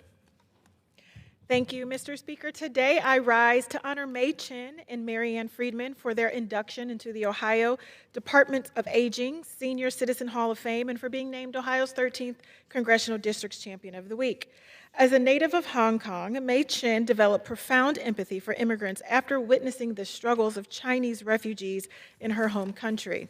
After immigrating herself to the United States in 1995, May helped found Asia Services in Action, or also known as Asia Inc., an organization dedicated to serving the needs of immigrant communities and turn obstacles into opportunities. Today, with about 80 full-time staffers, Asia Inc. provides family and adult health services, legal services, small business assistance, and so much more to the over 58,000 people who are looking to build a life in Northeast Ohio communities. I'm also proud to recognize Mary Ann Friedman. Mary Ann lives her life mission based on the Hebrew phrase Tikkun Olam, repairing the world, and she chose and chooses to use her life and to her talents, and she founded the Adult Guardian Services. She worked to expand and transform this program in Summit County, and as executive director, Mary Ann worked with guardians and caregivers to ensure that the most vulnerable members of our communities are cared for and respected and not forgotten as they age. Mr. Speaker, both of these women dedicated their careers to serving the most underserved. Both demonstrate the incredible power of concerned citizens serving their communities, and I extend to them my sincere gratitude of appreciation and recognize that people of any age can continue to make meaningful contributions to their community. Mr. Speaker, I yield back. The gentlewoman yields. For what purpose does the gentlewoman from Wisconsin seek recognition?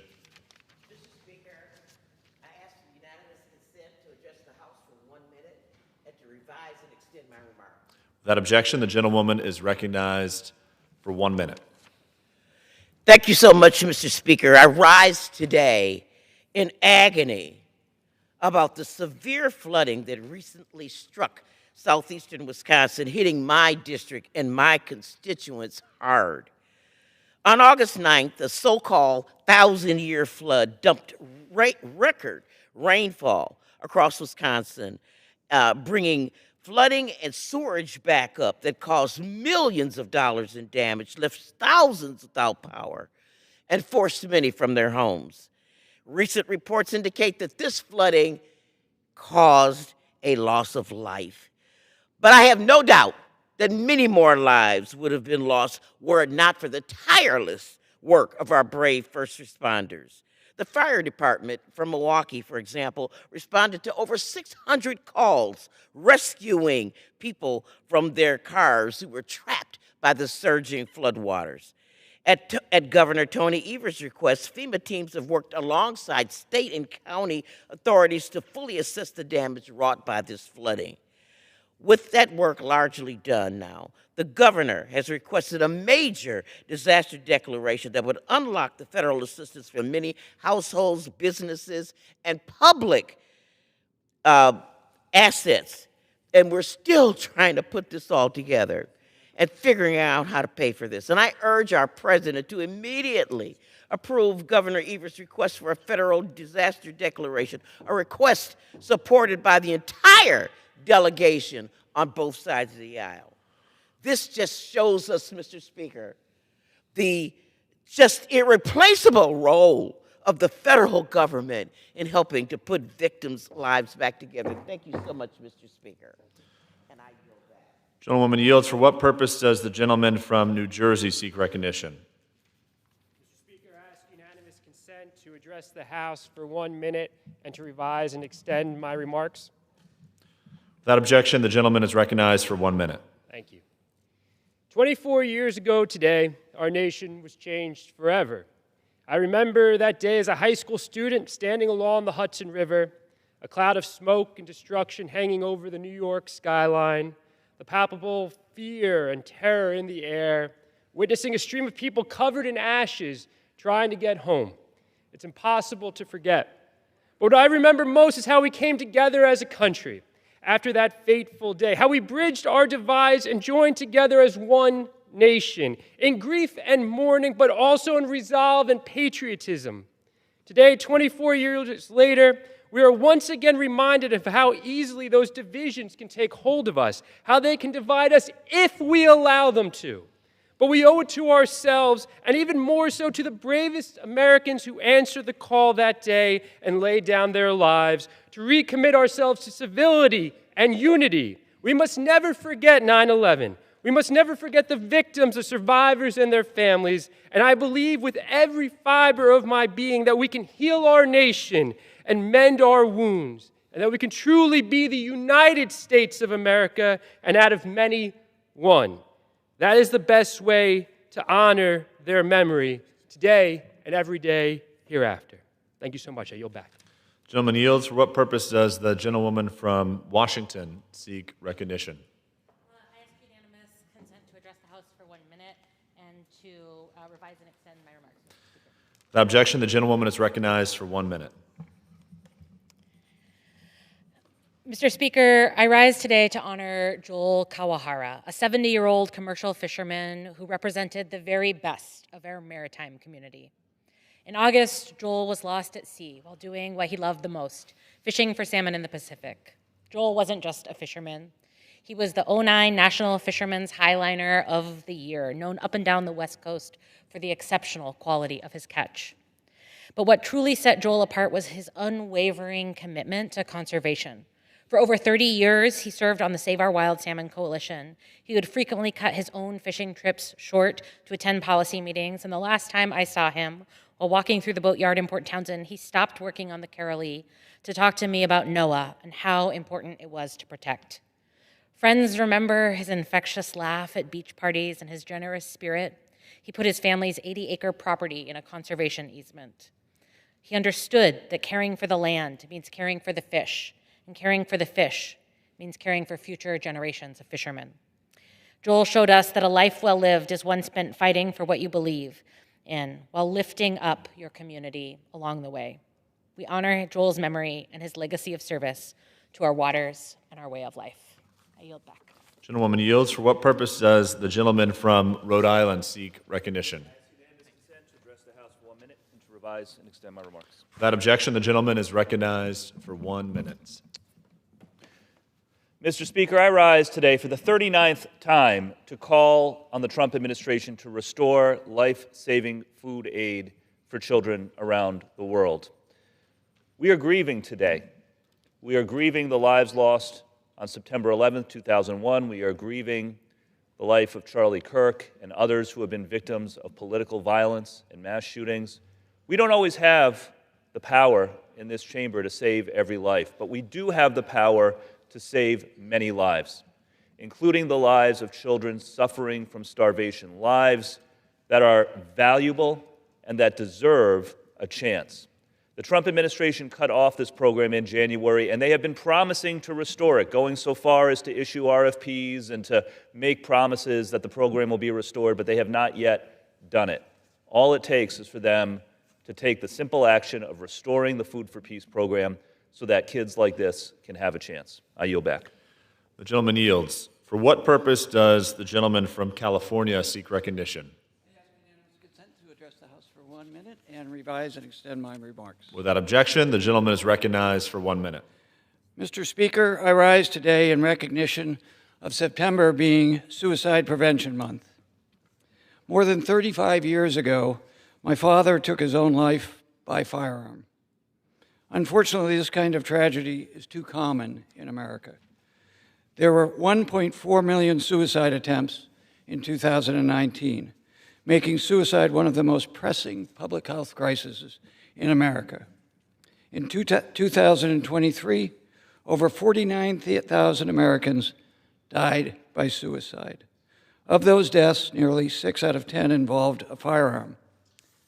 Firearms also account for just 5% of American suicide attempts, but unfortunately, firearms account for over 50% of the deaths. This points to a disturbing trend that those who attempt suicide by other means often regret their attempt and don't do it again and seek help. That option, unfortunately, is rarely available to those people like my dad who had a weapon available. Too many people don't seek help when they need it. Whether they are held back by fear, stigma, or lack of access, we need to do more as a society to remove all the barriers and encourage open and supportive communities. Please, if you're having issues around depression or suicidal thoughts, seek help and call 988. I yield back. Gentleman yields. Under the Speaker's announced policy of January 3rd, 2025, the gentleman from Texas, Mr. Moran, is recognized for 60 minutes as the designee of the Majority Leader. Thank you, Mr. Speaker. Mr. Speaker, I rise today to honor Bob Hallmark. After nearly 3 decades of reporting, storytelling, and shining a light on East Texas, Bob Hallmark is signing off from KLTV. I couldn't let this moment go without saying to him, thank you.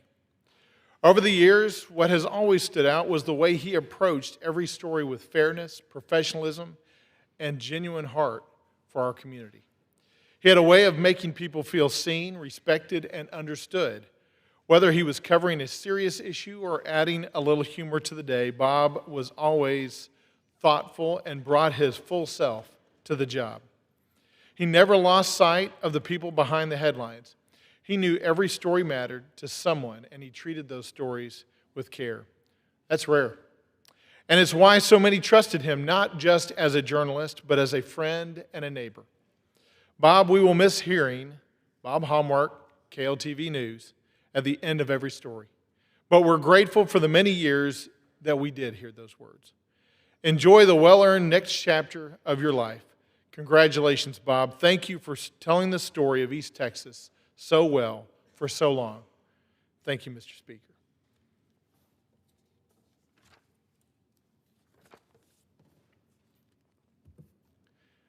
Mr. Speaker, I rise today to honor Herb Bowie. The Junior Achievement of the Greater Tyler area announced Mr. Bowie will be their 2026 Business Hall of Fame laureate. At 95 years young, Mr. Bowie continues to set the bar for what leadership, service, and lasting impact mean. For decades, he has been a pillar of the Tyler business community in both professional success and his deep commitment to giving back to the community. This award is not just about his career, it's about his legacy, a legacy built on hard work, generosity, and unwavering belief in the next generation.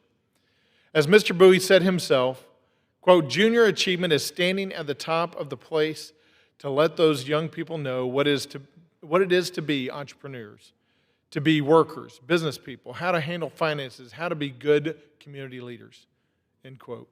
These values have been lived out by Mr. Bowie for decades.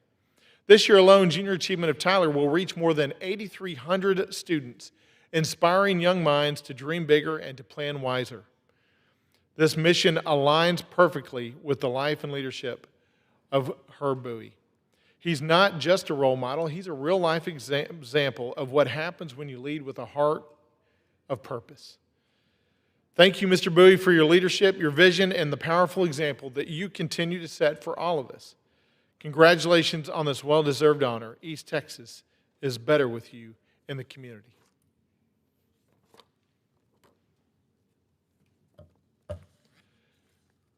Mr. Speaker, I rise today to honor Roundup Day.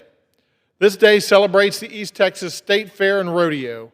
The fair and rodeo bring about countless memories for East Texans. Throughout the fair time, we are able to come together in the community and enjoy games, rides, and incredible fair food. We must not lose sight of the true mission of the weekend, though, bringing together agricultural heritage, families, and the community. And this happens in so many locations nationwide. The weekend also centers around youth development and education. Since 1992, the fair has awarded over $2.1 million to East Texas youth in scholarship and premiums. In total, the East Texas Fair brings an estimated impact of $10 million to the Tyler and Smith County community. Simply remarkable. We receive visitors of all types, including local families, concert goers, exhibitors, vendors, contest participants, school groups, entertainers, workers, sponsors, and volunteers. Everyone who attends these events creates an exciting atmosphere where the community can thrive.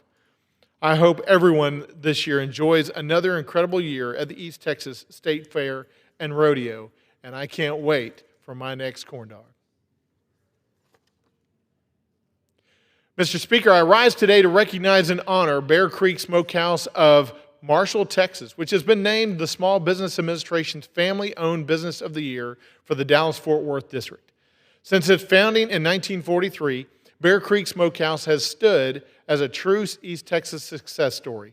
For more than 80 years, the Schultz family has poured their time, energy, and faith into building not just a business, but a legacy. What began as a small family operation has grown into a nationally recognized name, while never losing its deep roots in our community. The success of Bear Creek Smokehouse is built on the values that never go out of style: hard work, integrity, and an unwavering commitment to excellence. Guided by the family's motto, food, faith, and family, this fourth-generation business continues to embody the very best of the American entrepreneurial spirit. Their products reflect quality, their service reflects care, and their impact on East Texas reflects generations of dedication. This recognition is not only a celebration of Bear Creek Smokehouse's accomplishments, but also a testament to the importance of family-owned businesses across America. They remind us that when families work together, they can build enterprises that nourish the body and the soul, while strengthening the communities they serve. Congratulations to the entire staff at Bear Creek Smokehouse and to Robbie, Brenda, and Hunter Schultz on this well-deserved honor. I am confident that they will continue to inspire, serve, and succeed for generations to come. Mr. Speaker, I rise today to honor Gilmer Independent School District. We recently received some fantastic news from the Texas Education Agency. Gilmer Elementary School, Gilmer High School, Gilmer Intermediate School, and the Early Childhood Center in Gilmer received an A rating for the 2024-25 school year. The TEA A through F accountability system evaluates schools and districts based on a range of performance indicators, including students' achievements, academic growth, college and career readiness, and how effectively schools support their most at-risk students. An A rating means that Gilmer isn't just meeting the mark, they are exceeding expectations across the board. This kind of recognition sends a strong message. Great things are happening in our school systems in East Texas. This is a great morale boost heading into the new school year, not just for those inside the school walls, but across the community. I'm grateful for the strong leadership across Gilmer ISD, including the teachers, the faculty, staff, parents, and students. Together, they work tirelessly to ensure excellence in all of their programs. Gilmer ISD looks to their core principles in all that they do: excellence, achievement, character, and commitment. I look forward to seeing the incredible work that they do this year and the great successes that lie ahead. Go Buckeyes.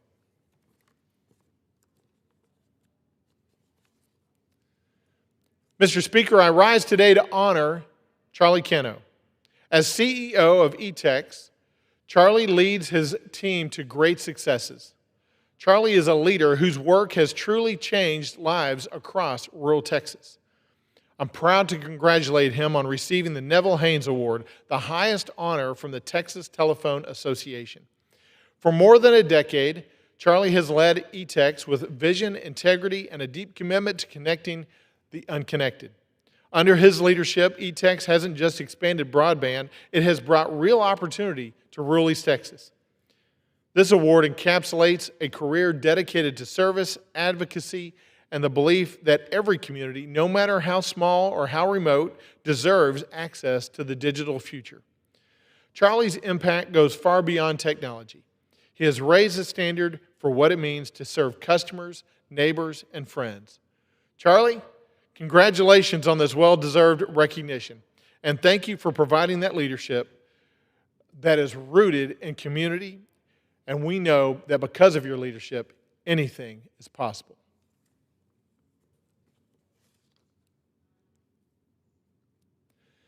Mr. Speaker, I rise today to honor Texarkana College. Earlier this month, the Texas Higher Education Coordinating Board released its 2024 accountability measures, and I'm proud to share that Texarkana College has earned the #1 ranking in the entire state of Texas for 3-year and 6-year student completion rates. This is among all 50 public college colleges in the entire state of Texas. Even more impressive, Texarkana College's 3-year completion rate is nearly double the state average. This is truly extraordinary. But these are more than numbers.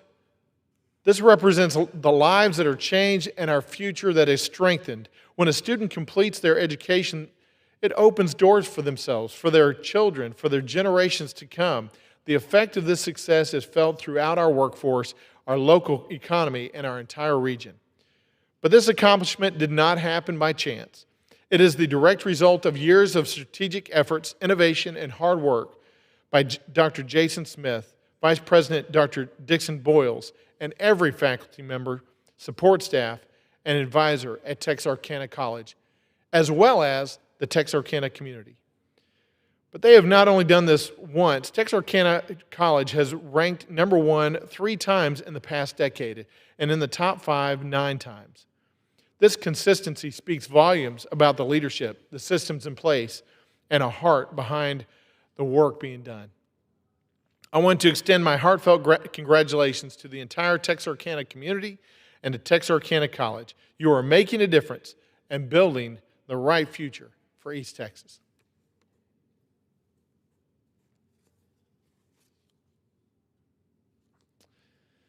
Mr. Speaker, I rise today to honor the Deputy Chief, Aristio Rodriguez, Captain Adam Decker, Driver Phil Fry, and Firefighter Aaron Williams of the Mount Pleasant Fire Department. 4 outstanding members of the Mount Pleasant Fire Department were awarded the Life Saving Medal. This is a distinction reserved for those whose actions directly result in saving lives. These brave men and women exemplify the highest ideals of public service. In moments of danger, when every second counts and hesitation can cost lives, they acted with clarity, courage, and incredible skill. Because of y'all, someone's child, spouse, friend, or loved one is alive today.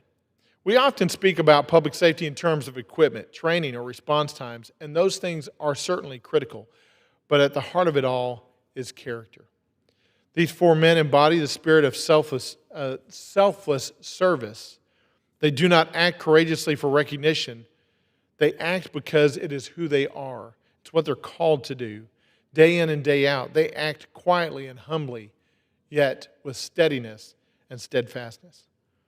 On behalf of a grateful city and community, and on behalf of a grateful state and nation, we thank you for your commitment, for your bravery, and for your service. Your extraordinary service has made a true difference in the community.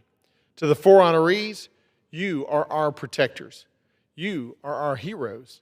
Congratulations on this incredible award, and Godspeed, and God's blessings, and God's protection for each of you moving forward.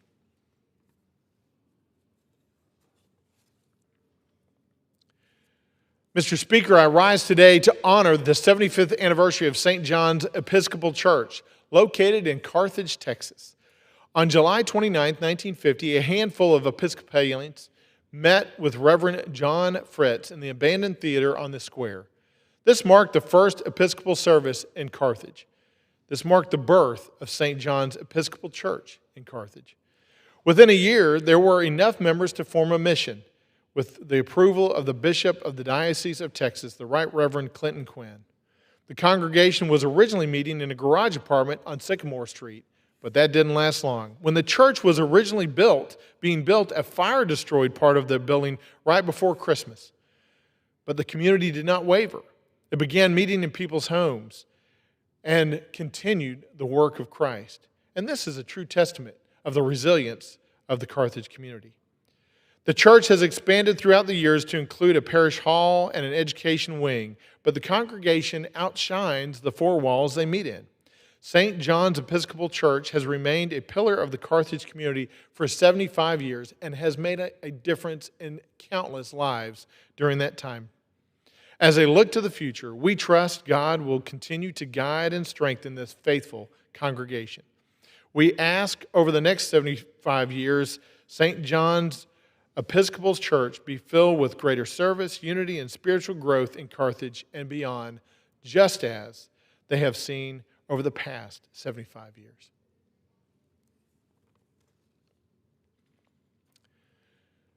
Mr. Speaker, I rise today with a heavy heart to honor the life of Charlie Kirk. Charlie was a faithful servant, not only to the cause of liberty, but more importantly, to the kingdom of God. His voice was strong in the public square, but his true mission was always to direct people to Jesus Christ, our Savior, and our only hope through his truth. We also lift up his beloved wife, Erica, and their children. May the Lord wrap them in his arms of comfort and peace during this time of personal and national grief. Political violence has no place in America. We are all, first and foremost, children of God and citizens of one nation under him. Before we are Democrats or Republicans, we are Americans, neighbors called to love one another. We each have equal and eternal value in the sight of our Creator, and we should each treat each other with that equal and eternal value. Charlie treated others this way as he engaged in debate on tough topics in the public square. He did so in a civil, respectful, and dignified manner, just the way it's supposed to be done. And he did so from a heart of love, not one of hate. We should follow his example as we engage in our debates moving forward in this nation. We should look to how he treated others, how he saw others, and how he sought to preserve liberty and our republic. May Charlie's witness inspire us to walk humbly, to speak truth boldly, and to fix our eyes upon the eternal promises of God. And may the grace of our Lord Jesus Christ be with Erica, their family, and all who mourn their passing.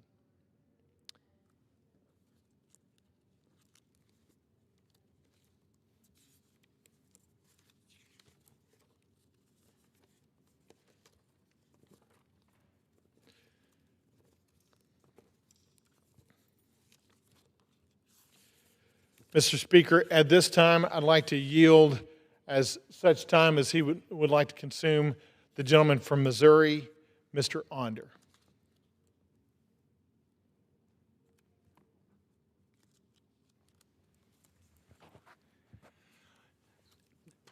Thank you, Congressman Moran. Thank you, Mr. Speaker. Charlie Kirk died yesterday at age 31, his neck ripped open by an assassin's bullet.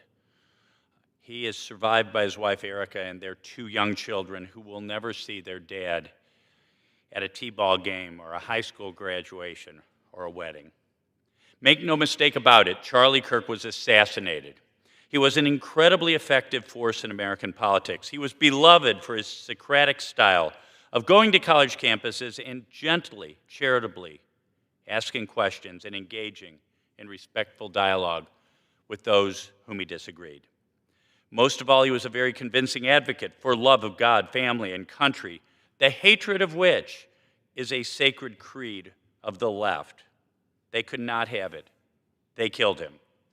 In April of this year, Charlie prophetically said on social media, assassination culture is spreading on the left. 48% of liberals say it would be at least somewhat justified to murder Elon Musk. 55% said the same thing about Donald Trump. The left is being whipped into a violent frenzy. Any setback, whether losing an election or losing a court case, justifies a maximally violent response. This is a natural outgrowth of the left-wing protest culture, tolerating violence and mayhem for years on end. The cowardice of local prosecutors and school officials have turned the left into a ticking time bomb. That was Charlie Kirk in April. Yesterday, a social media post of mine hit a nerve when I called Charlie a martyr. Without question, he was. The Athenians put Socrates to death for the simple crime of asking questions about culture and society and the meaning of life itself. Socrates was, in that sense, a martyr to the truth, and so was Charlie Kirk. But Charlie was also a martyr for Jesus Christ. A priest friend of mine sent me this short passage from St. Bede, referring to John the Baptist. There is no doubt that Blessed John suffered imprisonment and chains as a witness to our Redeemer, whose forerunner he was, and gave his life for him. His persecutor demanded not that John should deny Christ, but only that he should keep silent about the truth. Nevertheless, he died for Christ. Does Christ not say, I am the truth? Therefore, John shed his blood for the truth, Surely he died for Christ. Charlie also died as he was answering a question about the transgender cult that has gripped so much of our society and destroyed the life and health of so many of our young people. They couldn't stand for that, so they killed Charlie, martyr for the truth and for Christ. Well, what for us? Well, everything has changed. If we didn't know it already, there is no longer any middle ground. Some of the American left are undoubtedly well-meaning people, but their ideology is pure evil. They hate the good, the truth, and the beautiful, and embrace the evil, the false, and the ugly. And they literally will kill those with whom they disagree, just as their predecessor leftists Marx and Stalin and Lenin and Pol Pot and Fidel Castro did. We must know that, and we must stand firm, and we must win this twilight struggle. They killed Charlie, but as Tertullian wrote in the 2nd century when the church was very much persecuted, the blood of martyrs is the seed of the church. May God raise up thousands of Charlie Kirks to take his place. To my fellow warriors in this fight, hold your families tight, be safe, pray even for those who persecute you. Yes, most of all, pray. Charlie Kirk, martyr for the truth. Pray for us. Mr. Speaker, I yield back. Without objection, the chair appoints the following conferees on H.R. 3944.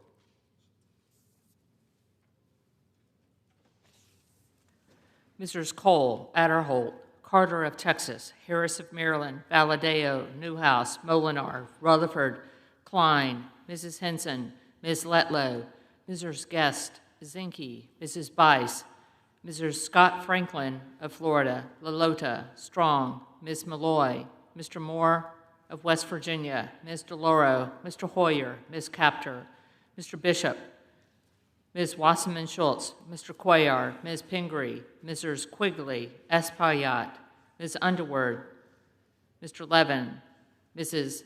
Escobar, and Perez. The chair announces the Speaker's appointment pursuant to House Resolution 605 and the order of the House of January 3rd, 2025, of the following members to the Select Subcommittee to investigate the remaining questions surrounding January 6, 2021. Mr. Loudermilk, Chair. Mr. Griffith. Mr. Higgins of Louisiana. Mr. Nels. Ms. Hageman. Mr. Swalwell. Ms. Crockett. And Mr. Moskowitz. Under the Speaker's announced policy of January 3rd, 2025, the gentleman from Texas, Mr. Green, is recognized for 60 minutes as the designee of the Minority Leader. Thank you, Mr. Speaker. And Mr. Speaker, still I rise. I rise, Mr. Speaker, as a liberated Democrat. I rise, Mr. Speaker, unbought, unbossed, unafraid. I rise, Mr. Speaker, as the only member of the House of Representatives to be removed from a joint session of Congress and thereafter to be censured. I have been censured, Mr. Speaker, but I have not been silenced. Censured, but not silenced. Mr. Speaker, I rise today in agreement with the President. This is indeed a dark day. Yesterday was a dark day. Dark days because of lives that have been lost. This day, the USA Today has published an article styled 24 years after 9/11, Alliances Fractured, referring to what happened on 9/11, the lives that were lost to terrorism. And then, Mr. Speaker, there's another article that I would call to your attention in the Washington Times. It is styled, Growing Left-Wing Violence, Blamed for Deadly Shooting. Mr. Speaker, I wish to address violence.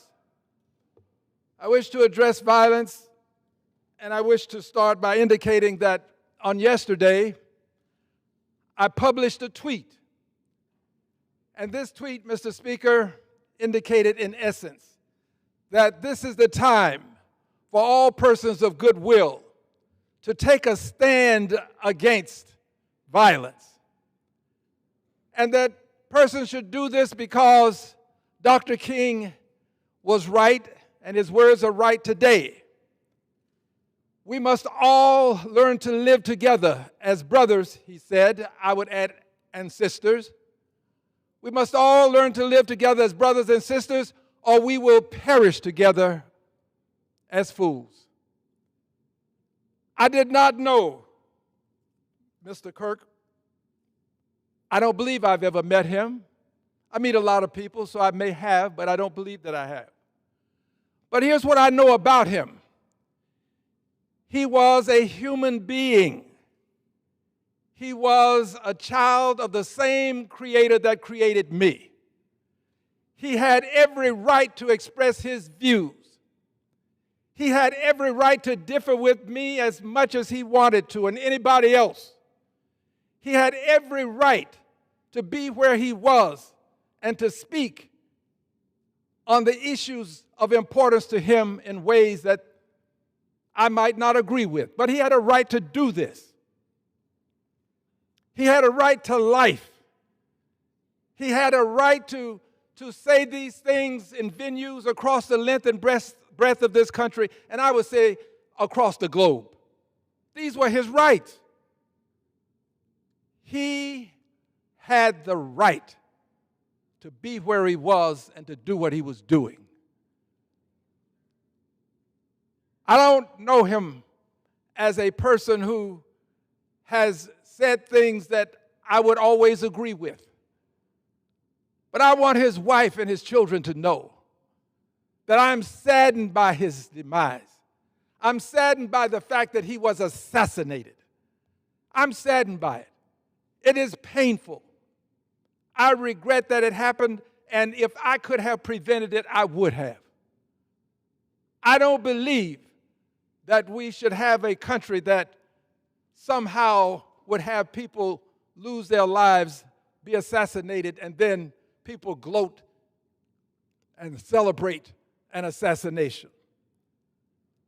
So I ask today, what did Mr. Kirk and the victims of 9/11 and the persons who have died in churches while praying, persons who were killed as they were praying in various religious institutions, children who have been murdered in schools, what do they all have in common? The one thing that they all have in common, and there may be others, is that they were innocent people. Innocent people. Innocent people going about their business. None of them were breaking the law. So this is bigger than any one of us or any group of us. It's bigger than any person's religiosity. It's bigger than where you happen to be at a given time. This is about the right to life and the right to speak freely. It's about what the Constitution affords all of us in this country, and about the necessity for every one of us to protect these constitutional rights. This is about people who have been born and fortunate enough to have been born in the United States of America, or people who have come to the United States of America. People who just happen to be passing through. It's about the right to life, liberty, and the pursuit of happiness, and especially life, because without life you cannot have the liberty and the pursuit of happiness. All of these people have in common the fact that they were innocent and the fact that they have lost their lives, some to terrorism, persons who came to this country to impose and inflict terrorism upon people, and some from terrorists within the country, some from people who who were just crazed, some from people who were persons that should not have had the opportunity to have the type of weaponry that they had. But they were all persons who were innocent, all persons who had this right to life that I stand for. And so today, I believe it appropriate that I first say a prayer. And then after the prayer, I'd like to make some comments about current circumstances. I don't ask everyone to pray with me. You pray with me if you desire. If you choose to do other things, then do those other things. But I pray this prayer for my country. Most gracious Creator, we know you by many names, but we also know that by any name you are the creator of all that was, is, and ever shall be. By any name, you created air, the breath of life. By any name, you created water, the elixir of life. By any name, you created the star that we call sun, the light and warmth of life. By any name, you created the terra firma that we call earth, the foundation and the home of life. And by any name,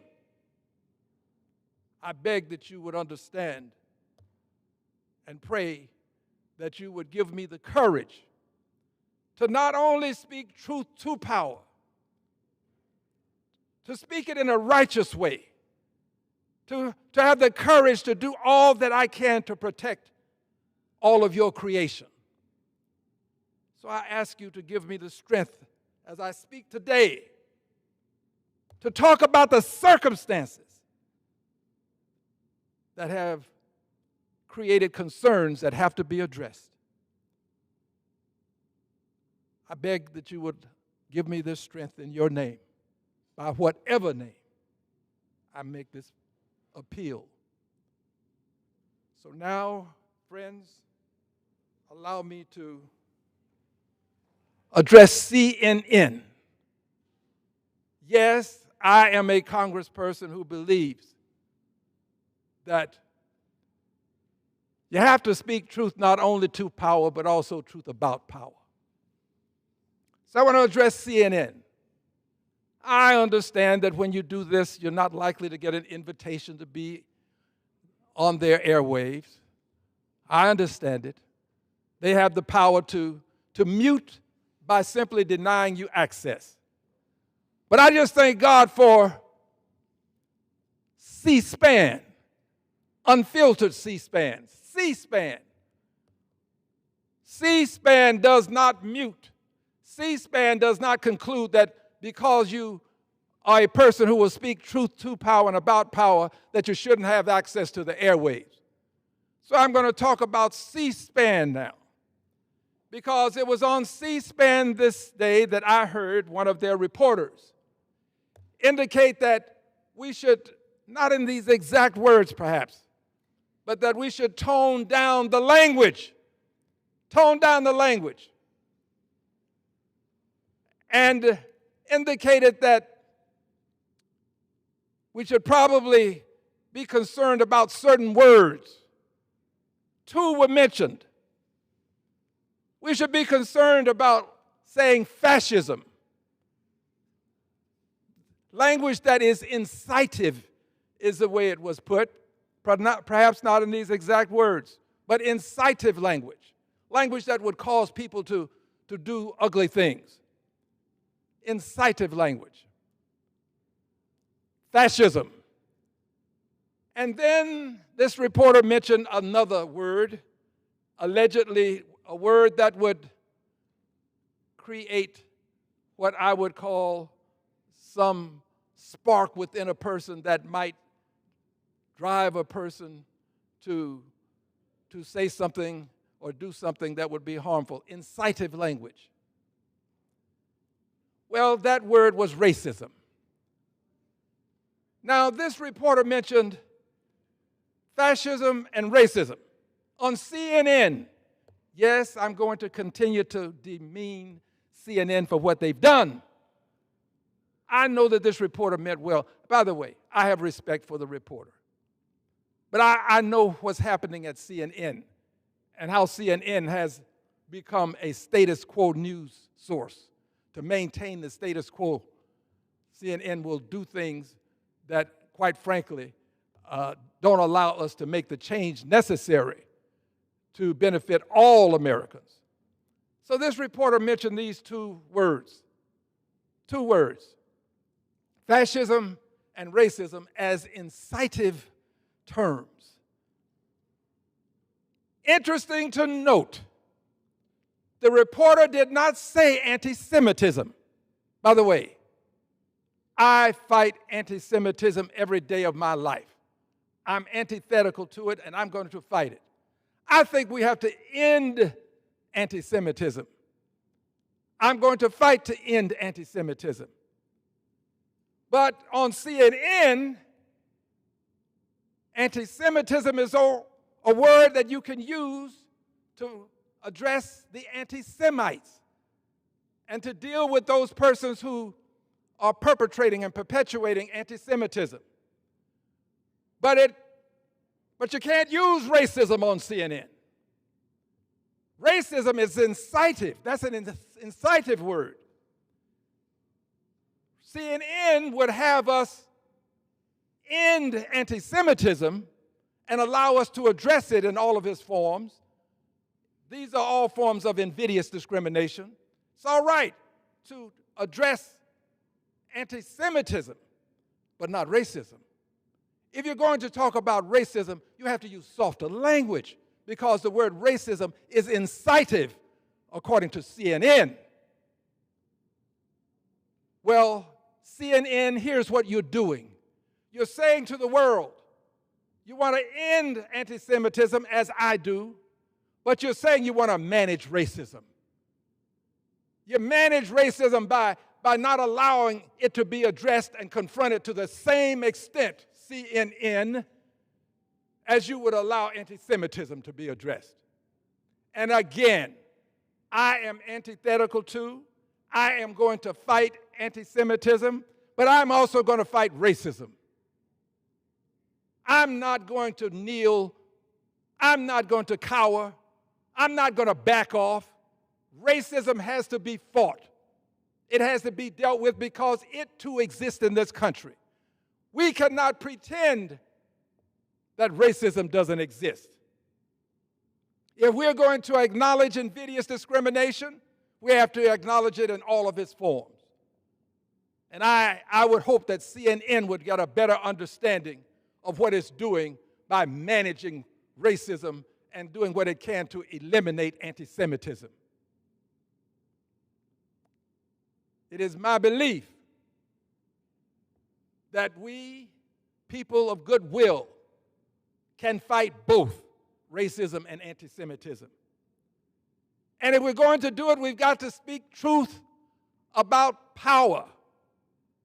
We've got to speak truth to those people who have already concluded that the loss of Mr. Kirk, the conservative activist, as is stated in the Washington Times, already concluded that this was some left-wing person. And then they use plural language and say they, the left wing. If it was a left-wing person, I don't put any special boundaries around that person. Whoever it is ought to be punished to the fullest extent that the law allows. Doesn't matter what their party affiliation is. But what does matter is you shouldn't jump to conclusions. We don't have the empirical evidence of what happened. Last I heard, maybe it's been announced just recently. But I'm talking about the authorities. And for people to come to the floor of the House and make statements about how left-wing people have caused this to manifest itself, Mr. Kirk's demise, without any evidence of it. And for CNN to infer in some way that racism is a term that may have promoted what happened to this man. You're wrong. You're wrong to do it. Members of Congress who do it are wrong. And to blame the harm that was caused to some person who is said to be on the left, on the right, that's wrong. You can't blame people in a wholesale fashion for things that happen to some individual person. Left or right, you can't blame everyone. You can blame the person who did this. And if you want to talk about language that precipitates this kind of behavior, language that may in some way influence people, then you're going to have to start at the top. You're going to have to start at the top. You're going to have to start with a president of the United States who told police officers, you don't have to be nice when you're arresting people. President of the United States who told people at one of his rallies that they could assault someone who was there and not to worry about it. President of the United States who says ugly things about people. President of the United States who came right here and right at that podium where the speaker is, the podium just below the speaker, and called Democrats lunatics. It was the same night that I was evicted from the joint session of Congress, the only person ever to be evicted. President's right there at that podium. That president at the podium said that the Democrats were lunatics. Is that incisive language? Well, here's what's interesting, CNN, about it. You allow the president's language to be spoken, but you won't allow people to come on your station and talk about the racism that exists, and it does. And if we're going to talk about how these things are developed, speak in terms of individuals. The President of the United States of America, who has decided that the Department of Defense will be the Department of War now, taking us back, a quantum leap backwards in time to when it was previously the Department of Defense, but we had the good sense to understand that the Department of War, but we had the good sense to understand that it would be better to be a Department of Defense as opposed to be warmongers. Same president who says he wants the Nobel Peace Prize changes the Department of Defense to the Department of War. Same president who has promoted what's happening to the Palestinians in Gaza, who has gone so far as to say, let's just buy that property or take it and make it some sort of resort. Same president who went so far as to say to Mr. Netanyahu, yes, you can go on, you can do what you need to do. Not in those exact words, but that was the implication. And he wants a Nobel Peace Prize. I cannot believe that the Nobel Committee, the Nobel authorities, would ever give a person who has behaved as this president has, who wants a Department of War, who has sanctioned the collective punishment against the Palestinians, sanctioned the ethnic cleansing against the Palestinians, sanctioned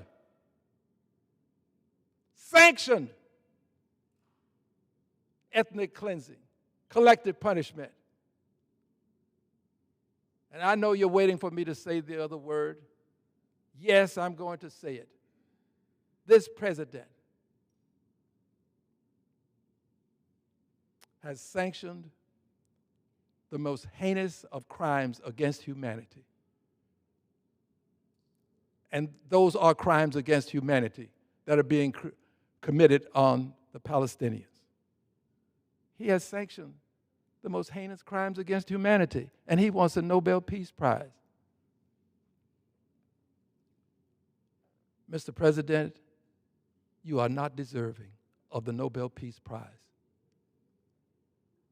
And to those people who want to blame the left wing for things, if a left-wing person has done something, I'm not opposed to that person being blamed. I will blame that person. But don't blame all people who happen to be on what you call the left wing for what's happening. Don't do that. And explain what the person has done. I came to this floor, I'm here in this house now, and I'm giving you explicit things. Tell me what the so-called left wing has done. You're speaking these broad, general terms about people without giving the explicit evidence of the thing that you claim that they've done.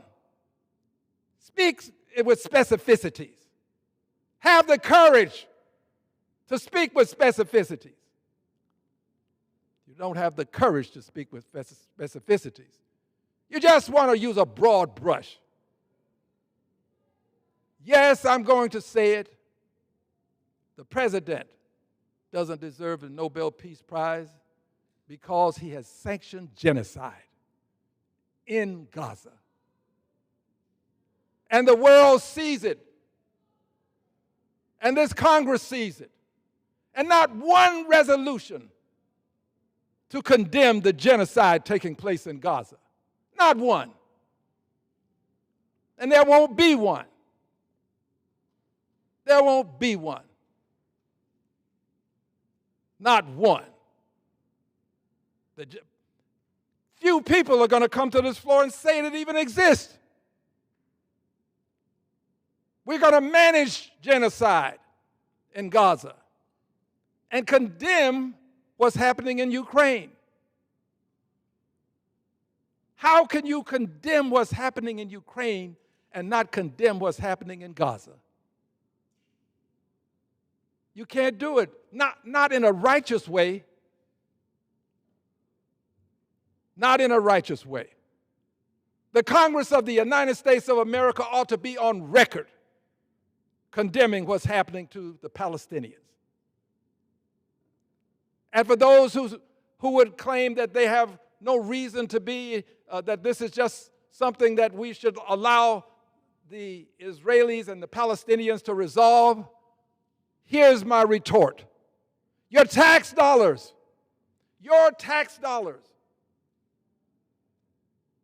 are fueling the genocide that's taking place. If you wanted to do something about it, you wouldn't fund it. Those planes are our planes. Munitions, our munitions. Now someone is going to say that I am somehow creating the fervor, the incitive response that may take place because I speak the truth. Truth has in and of itself an absolute defense. Who can deny? Who will deny in good faith that what's happening in Gaza is something other than genocide? It is. And we have the blood of what's happening to those people, those innocent people, on our hands. And I started by talking about innocent people. They are among the innocents. We can't care more about some babies than other babies. We will allow the killing of Palestinian babies and maybe every now and then say something about how wrong this is. But we're not going to say that about other babies. We want to make sure that people understand that those babies had the right to life, that those babies should grow up and they should have an opportunity to succeed in the world. Palestinian babies and children haven't been to school in years now. What's going to happen to them? We've now allowed Mr. Netanyahu to go into Palestine, into Gaza, and go to Gaza City, and it's obvious that he is trying to destroy it. Yes, he's trying to destroy it. There will be no home for the Palestinians. They've already destroyed roads, the bridges, schools, hospitals. Mr. Netanyahu doesn't want peace. He wants all of Palestine. I speak in specificities. All of Palestine. He doesn't want peace. In fact, the Knesset just last year took a vote. And the vote was to say in explicit terms, there will be no Palestinian state from the river to the sea. From the river to the sea. Not in those exact words, but they said west of the Jordan. That's the river. West of the Jordan is Gaza. From the river to the sea, west of the Jordan, West Bank. From the river to the sea. If you say from the river to the sea, you'll be sanctioned by this Congress. We can't say that. But the Knesset in Israel can pass in that body legislation saying that there will be no Palestinian state from the river to the sea. Here's my point. From the river to the sea, Palestine and Israel must be free. Both of them. 2 states. I stand for a 2-state solution. There are others who stand for evicting the Palestinians, sending them to some other place. This is their land, their home. They've got every right to live where they live. And this war has gone on too long, taken too many lives. And what happened at the genesis of this with the attack on Israel was wrong. It was sinful. It was harmful. It was terrorism. It was something that merited a response. But it didn't merit collective punishment. It didn't merit ethnic cleansing, and it didn't merit genocide. Those are crimes against humanity. So today, dear friends, I will mourn the death of Mr. Kirk, of all of the persons who have died in their places of worship, killed at the hands of assassins, all of the children who have died in schools. It's about all of them. And all of the people who died on 9/11. And any person who is on the left who has committed a crime against another person, violence against another person, I condemn you. Any person on the right who has committed a crime against another person, I condemn you. And I speak with specificities about the incisive commentary emanating from the highest office in the United States of America. We see it, but we ignore it. I refuse to ignore it. And I don't believe in committing crimes. I have spoken from this very podium, this very area, about peaceful protest. I've indicated to people, no violence. I am a person who does not promote violence. There are people who will say that by fighting racism, somehow I promote violence by fighting racism. That's not promoting violence. That's ending the violence that racism perpetrates on people. And I'm going to continue to fight racism.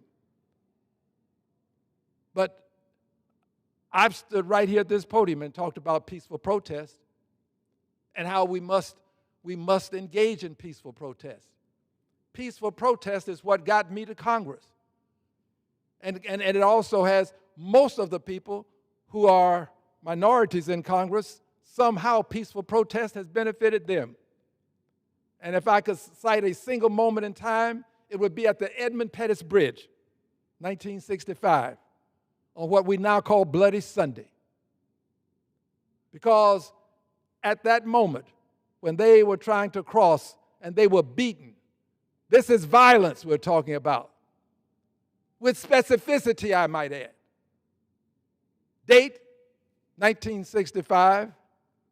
Place, Edmund Pettus Bridge, Selma, Alabama. People wanted to peacefully march. My dear brother John Lewis told me the story of how he thought he was going to die on that bridge, how they were beaten all the way back to the church where they started.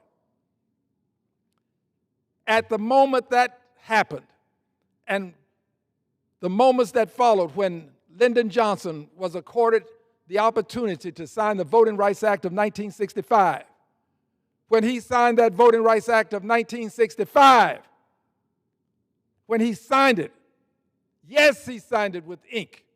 Yes, it was a pen, but it was written with the blood at the Edmund Pettus Bridge. That's why it's called Bloody Sunday. It was on a Sunday that it occurred. Bloody Sunday. Specificities, I speak. Yes. And when he signed it, there were only 6 members of Congress who are of African ancestry that we know of. There may have been some others that we didn't know of because of the definition of what a person, how you become a person of African ancestry, blood, that sort of thing. But we knew that there were 6. There were 5 persons who were Latinos. There were 4 persons who were Asian. Since the signing of the Voting Rights Act of 1965, Section 2 of the Voting Rights Act, Section 4 of the Voting Rights Act, Section 5 of the Voting Rights Act, all of these in concert working together, we acquired more than 60 people of African ancestry in this Congress, more than 50 persons who are Latinos in this Congress, and more than 20 persons who are Asian, have Asian heritage in this Congress. It's the Voting Rights Act. And yes, that Voting Rights Act was there to deal with racism. It says so in the act. It says race. You can't discriminate against people based on race. It also goes into some other aspects of discrimination, all of them invidious. But you can't do it. So you got to say racism if you're going to talk about the case involving race. But CNN doesn't want that to be said. Now, if this were anti-Semitism, we could say that anti-Semitism is being imposed. And we could fight it and use that language. But we can't use racism. By the way, I would support saying anti-Semitism. I would. I do support saying it. But we got to be able to say racism too. And that's what's happening now across this country, especially in Texas, where the President of the United States, specificities, had the Justice Department, a specificity, the Justice Department, to send a letter to the Attorney General of the state of Texas indicating that 4 districts, all of which had minority representation, 4 districts should be redrawn because the state of Texas drew them specifically such that minorities would be elected. But then the Attorney General for the state of Texas had a retort. He refuted what the Justice Department said. He said, no, our lines were drawn for partisan advantage. That's lawful. If you draw the lines with race in mind, then that's unlawful. You can't draw lines to prevent people from acquiring a representation based upon race. You can't do that. So the Attorney General refuted. Now that should have ended it, but no, it didn't. Notwithstanding the evidence that the Attorney General presented indicating that they didn't do what the letter from the Justice Department alleges, Texas went on. And what Texas has done is racist. But we can't say that on CNN. If we say that it's racist on CNN, you become persona non grata. You're not going to be back on CNN. And if you are there, the person that will host you will send the little signals that they send to let people know that this was something that was imposed, not something that was desired. CNN is a status quo news network. I'm not a status quo representative. I want to change the status quo. I don't want to manage the status quo. CNN does. CNN wants to manage racism and eliminate anti-Semitism.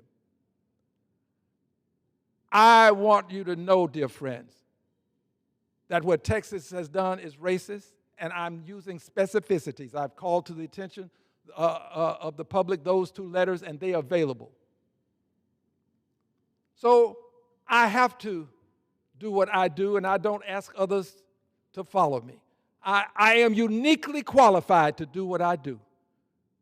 I only ask those others who know that I'm speaking truth, don't be the one to try to trip me up. Just let me do what I can do, and you do as best as you can to do what you can do, and together we'll get things done.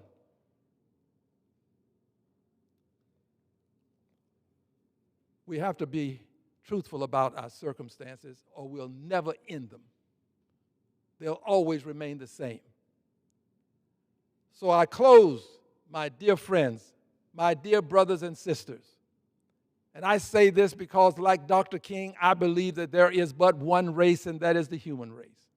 And like Dr. King, I believe that all persons have been created equal, as has been indicated and elucidated in many documents that we hold near and dear in this country.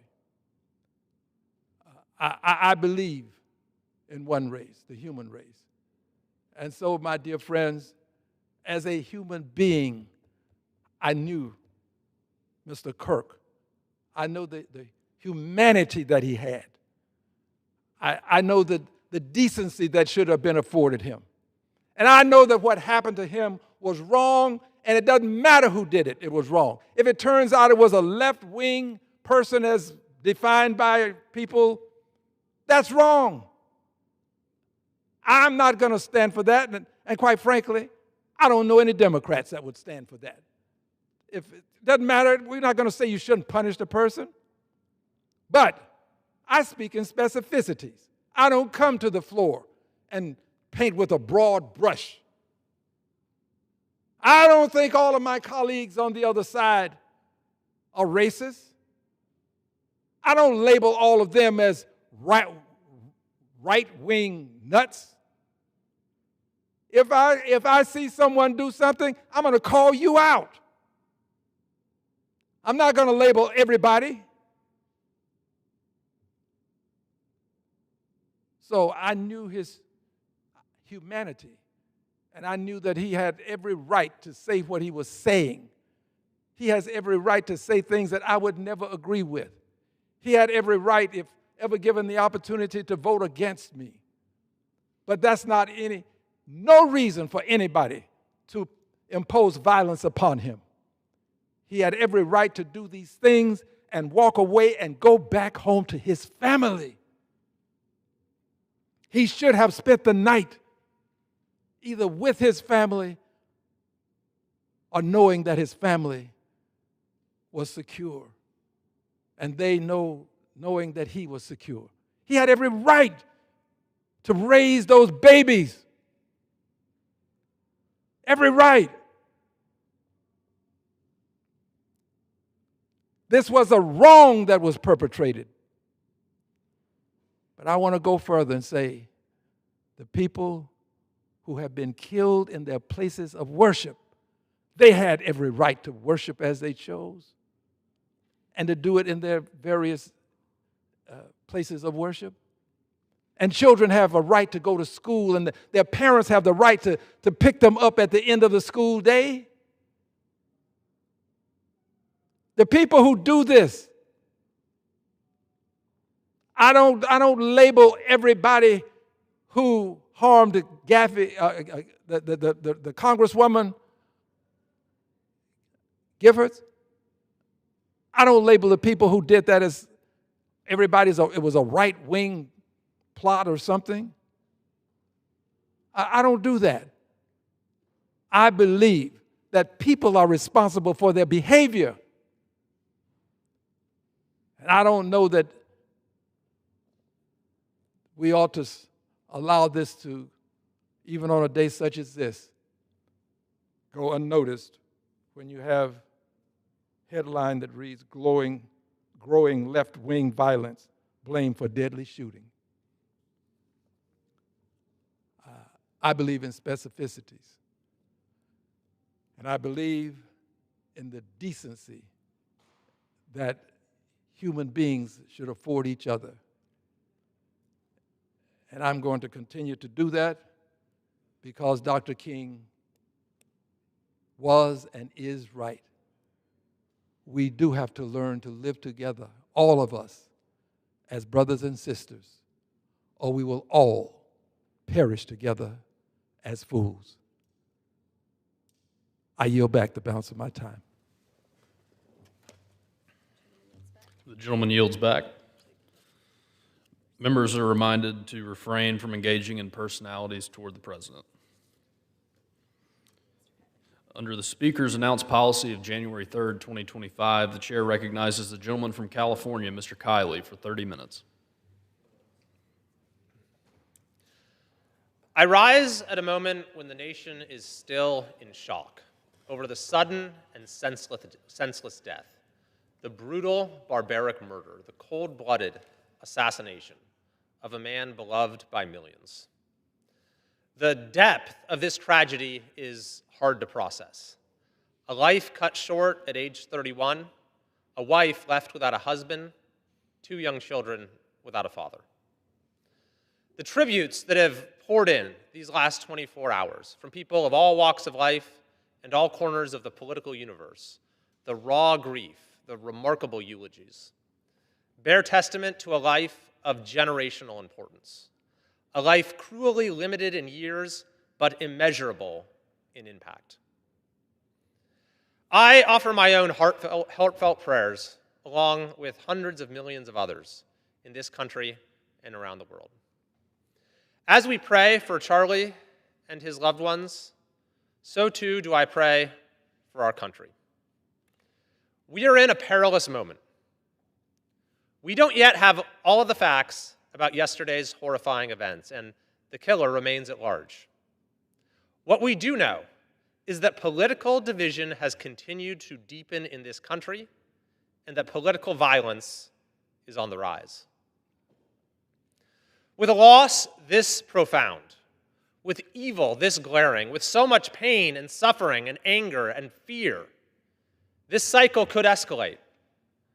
A new, more severe round of accusations and recriminations, of demonization and dehumanization, could bring our politics and society to a darker place. But that isn't where things have to go. This can also be an occasion for soul-searching as a country. As all decent people condemn this horrifying act of political violence, we can be reminded of the broader swath of common ground we share. A belief that political differences should be resolved through dialogue, debate, and elections, not force. A commitment to the founding ideals of our country, however differently we might conceive of them at any given moment. That all men and women are created equal and are endowed by their Creator with inalienable rights. Or more basically, we all want to see our economy thrive, our communities safe, and our families happy and healthy. The last time we truly came together around our shared ideals and aspirations in a sustained way and stood solidly together on the common ground of our body politic was 24 years ago today. The tragedy of September 11th crystallized America's transcendent values in a way that made every degree of difference seem trifling. We were all Americans then, and still today we are all Americans. I don't believe that the generations that's passed since 9/11 has depleted our ability to come together as a country, and I don't believe that an attack on the homeland is the only thing that can rekindle it. At this moment, working to rediscover that capacity for unity is a matter of the highest urgency to our nation's future. A simple thing we can all do. If you have a friend or family member who you've stopped talking to because of political differences, this might be a good time to reach out, to say we're still friends, we're still family. Politics isn't everything. And politics itself, when properly conducted, can foster friendship and build community even among ideological opponents. That's what Charlie Kirk devoted his life to. He brought people of all perspectives together to talk to one another, to have a vigorous exchange of ideas, to discuss how best we can fulfill America's promise, to participate in democracy. His example shows that when you are willing to have conversations, you often learn things. You may not be persuaded by your opponents, but you can appreciate their perspective. You see where they're coming from. You see them as people. You discover surprising points of agreement. You gain a more nuanced understanding of your own position by understanding theirs. That's something we can all try to do better, especially those of us in elected office. I ask every member of this House, myself included, to think hard about how we can approach our work here with a greater spirit of collegiality and conciliation. In this terrible moment, that has to be the path forward for our country. I yield back.